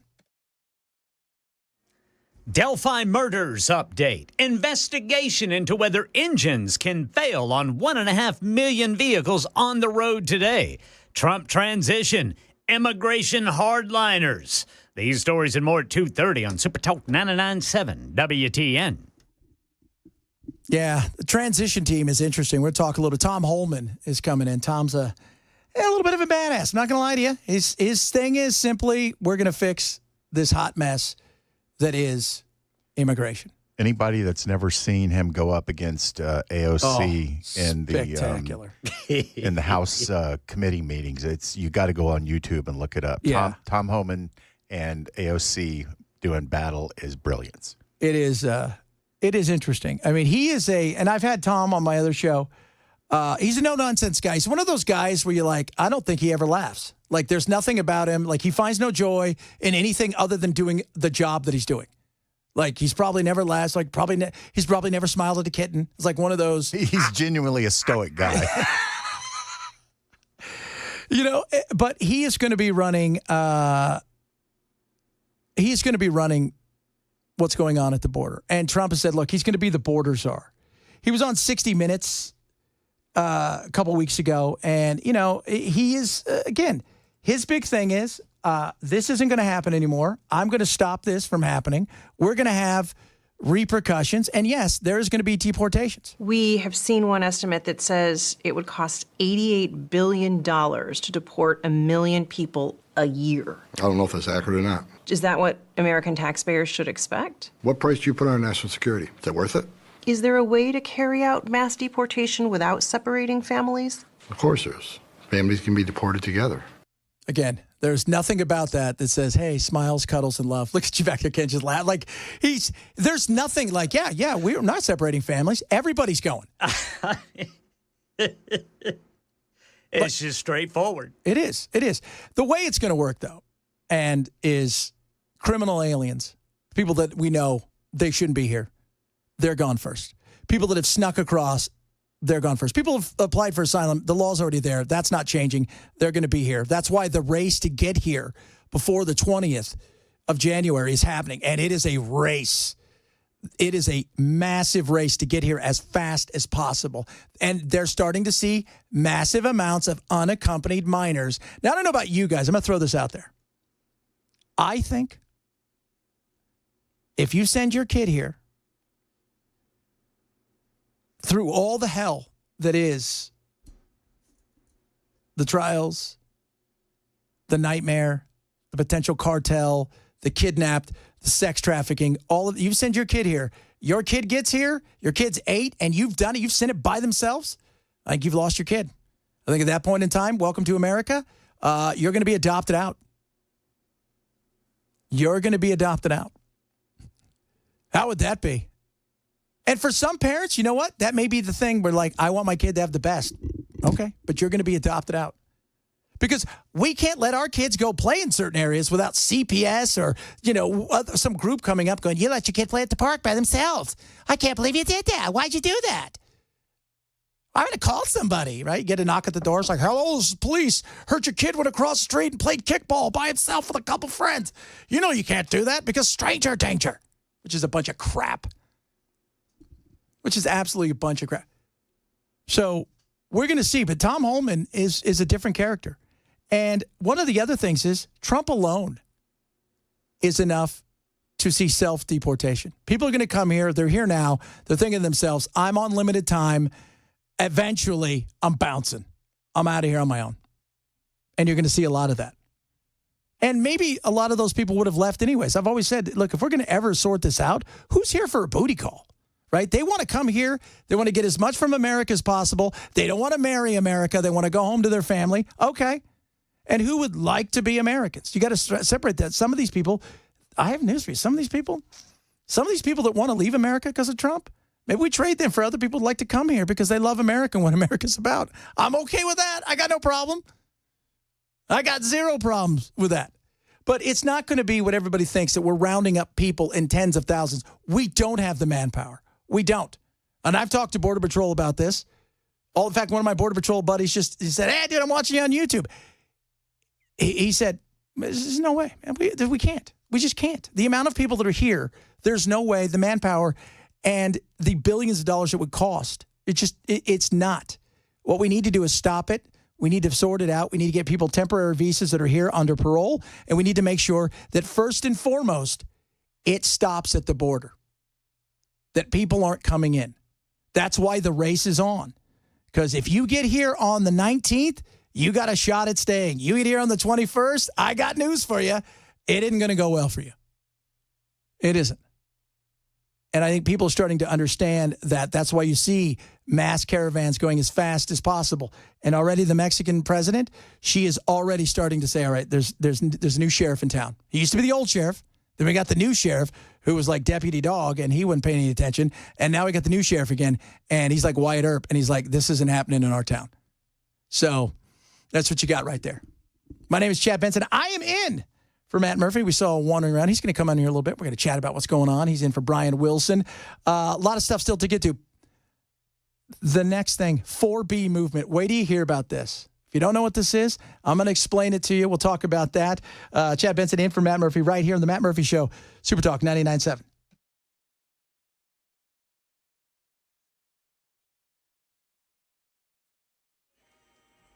I'm Ken Weaver with your top stories. Got the full forecast in 5 minutes and a guilty verdict in the Delphi, Indiana murders trial. Here's Dave Packer. After deliberating for 4 days, the jury found Richard Allen guilty on all charges. Allen was charged with killing 2 8th-grade girls on a hiking trail in Delphi, Indiana in 2017. No reaction to the verdict from Allen in court, but some family members of the girls who were in the court could be heard saying yes. Sentencing set for December 20th. He faces possibly 130 years behind bars.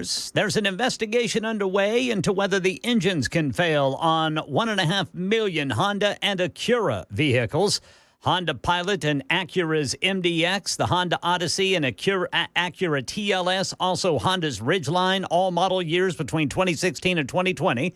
The National Highway Traffic Safety Administration looking into complaints that the engines can fail. The rods that link the pistons to the crankshaft are the problem.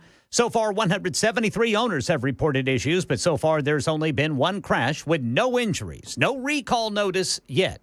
And President-elect Donald Trump making the first appointments to his new administration. Selena Wang reporting these earliest names show commitment to Trump's campaign promises on immigration. Some of Donald Trump's earliest picks for his next administration in key roles are hardline people on immigration. These are staunch Trump loyalists, and we're learning from sources that he plans to name Stephen Miller as his White House Deputy Chief of Staff for Policy. Now, Miller is a longtime aide of Donald Trump, and he was the key architect for Trump's hardline immigration policies in his first administration. Meanwhile, here's another election post-mortem by Democrats in Congress following a decisive loss, or rather victory, that is, for President-elect Trump.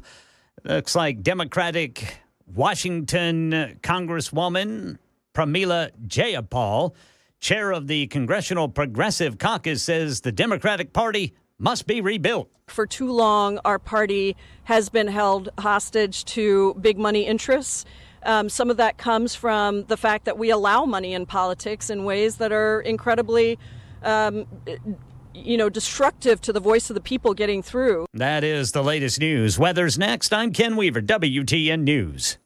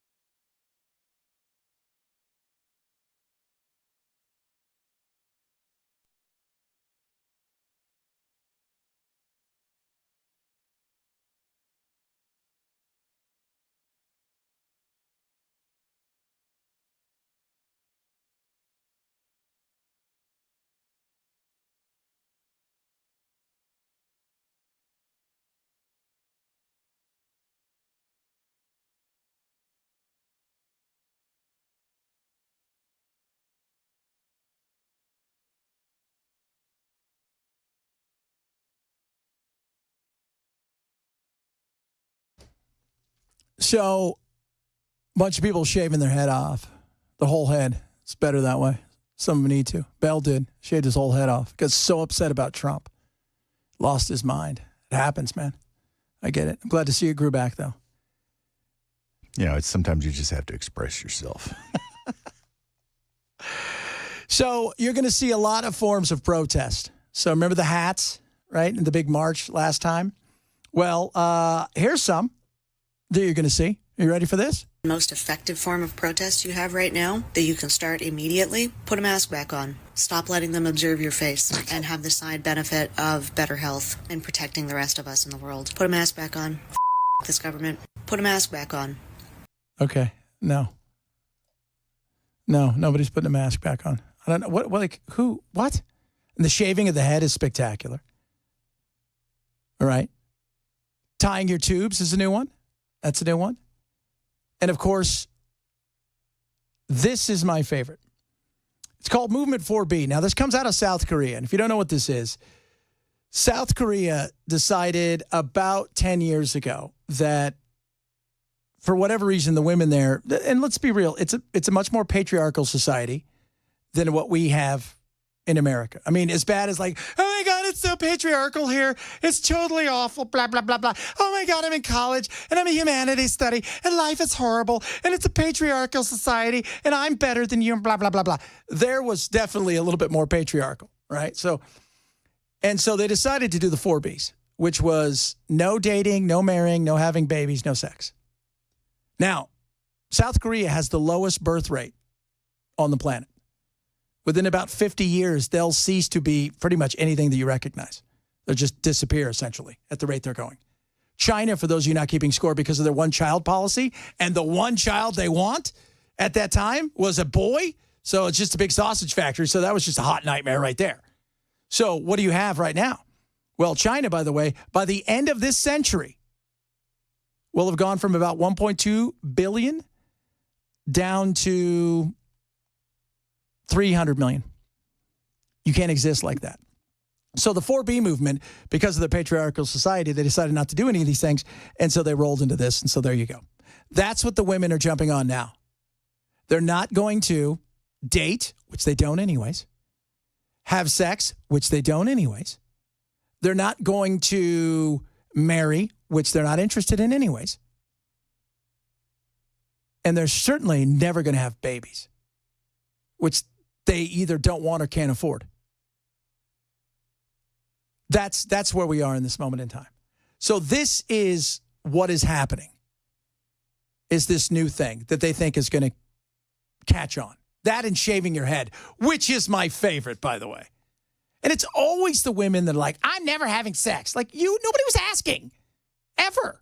Like, if we were the last two people on Earth, you know what's going to happen? We cease to exist. It just doesn't go any further. I run away. I'll be fine alone. It's that way. So the 4B movement is this new fandangled movement that people are running with. And they're trying to get it to pick up steam. But let me tell you something. We have a huge division in this country anyways when it comes to dating and men. You heard Sarah Isker talk about it earlier.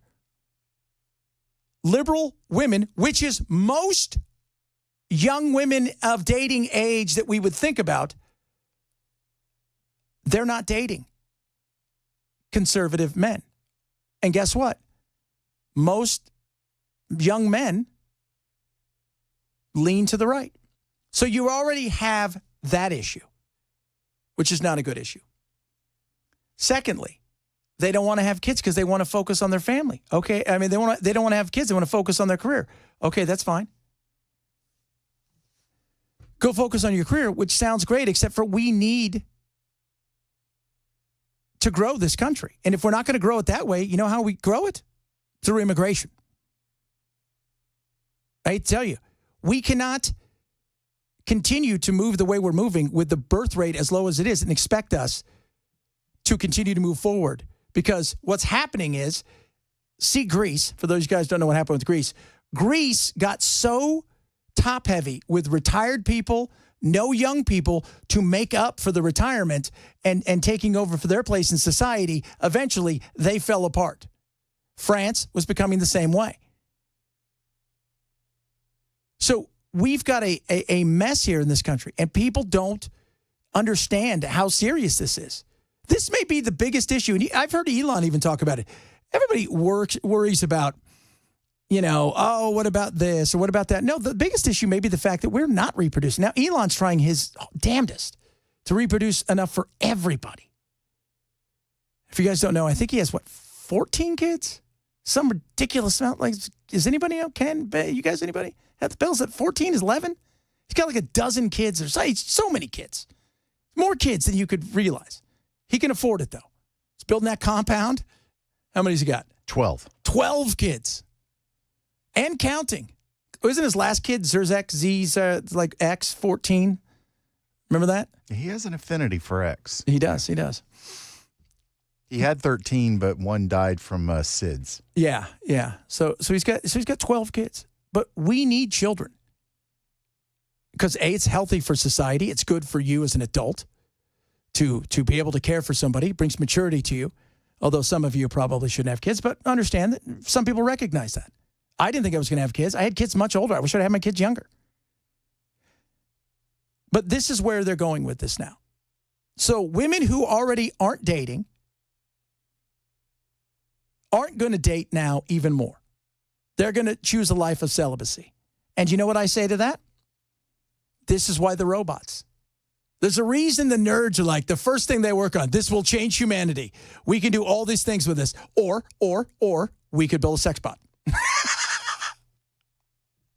Come on, what do you want to do? Well, no, this is going to help old people.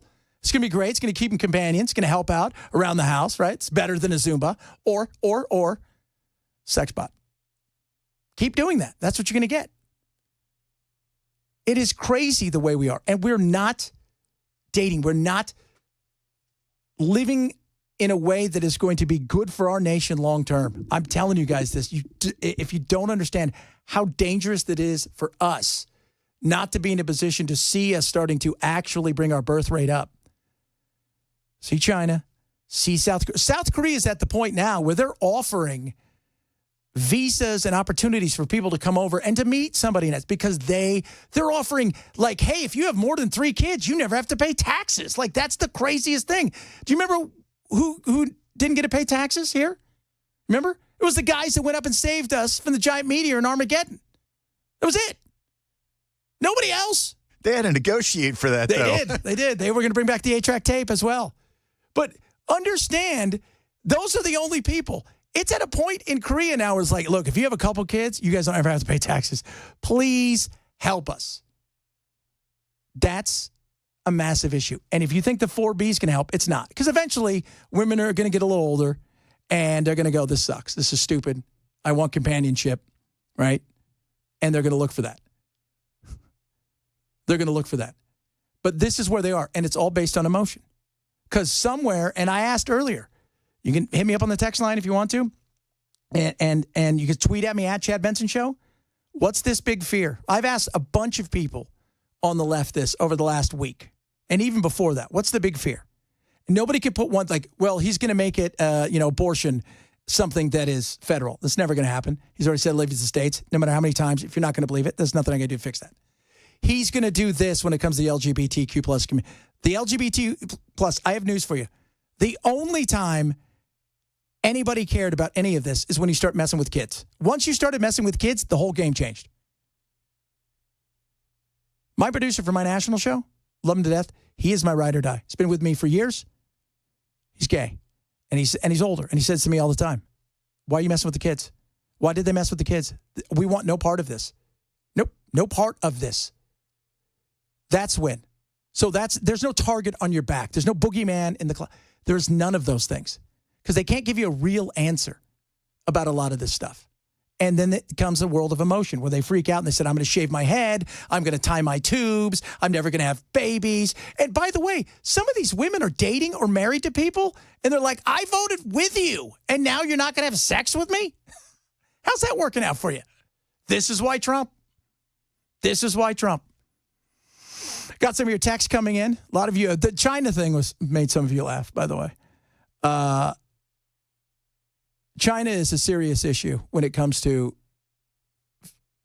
as much as we talk about South Korea and as much as we talk about ourselves, and we need to, the one thing about us is we will always have that opportunity to import a younger generation, whether people want to hear that or not, legally, of course, because we're going to need it if we're not going to reproduce. I mean, that's just it. There's no, I mean, we can't, we're going to cease to exist if we can't do that. People aren't running to go to China. Oh, they may run from North Korea, but South Korea is a hot mess. It is. Another person said another option for some women then would be to donate their eggs, and we can do a test tube baby factory. That may happen. Another person said less abortions. Again, little things like that. But the 4B movement is real for some people. How long will it last, though, is a question. Because when it comes to emotion, eventually emotion subsides. And then you have to say, oh, and if the boogeyman never shows up, then you're going to feel like an idiot. And so what do? You'll ignore it. But this is more than just let's laugh at some women who probably have 12 pronouns and don't really date that much anyways, who say they're no longer going to have sex or date or have babies. When in reality, the bigger story is, look, this is a real problem that has to do with the right and the left and how we come together and how we actually procreate and keep this nation moving forward without having to actually import an entire generation.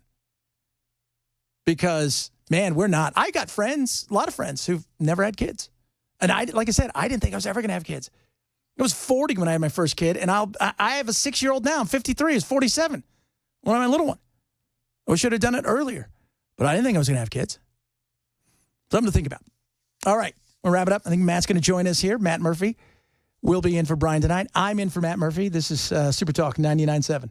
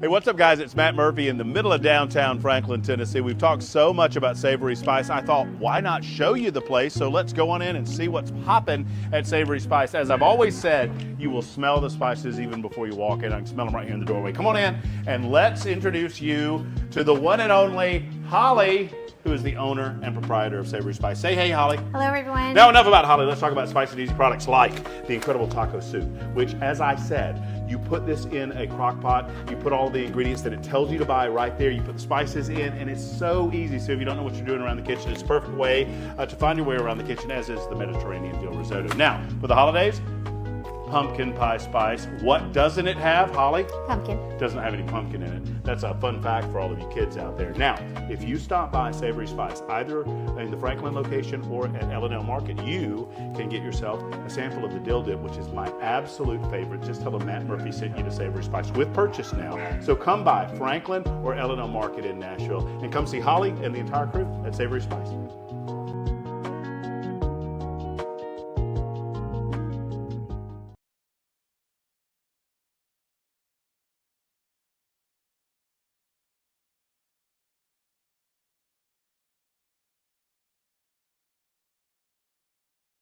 The guaranteed offer is the easiest way to sell your home. It's really simple. We bring you an all-cash offer. You close in as little as 21 days. No home inspections, no lockboxes, no open houses. Go to markspain.com to get a guaranteed offer and start packing.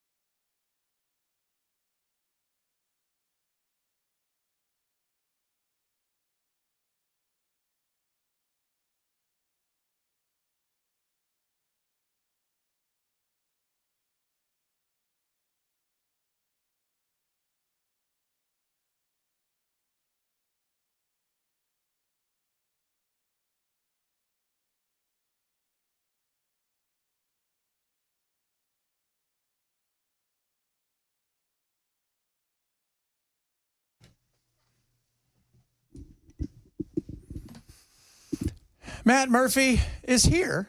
I'm Chad Benson in for Matt Murphy. Matt, you're in for Brian Wilson on tour with the Beach Boys right now. It is a very discombobulating and confusing dynamic that we're going through right now. Yes. So, but I dig it. Hey, Chad, what's going on? Brother? You have fun? Oh, man, I'm loving this. It's great. Loving life, man. It is. It's different than get people, it's a little bit more interactive in a different way than when I do my other stuff, but I'm loving this. This is awesome.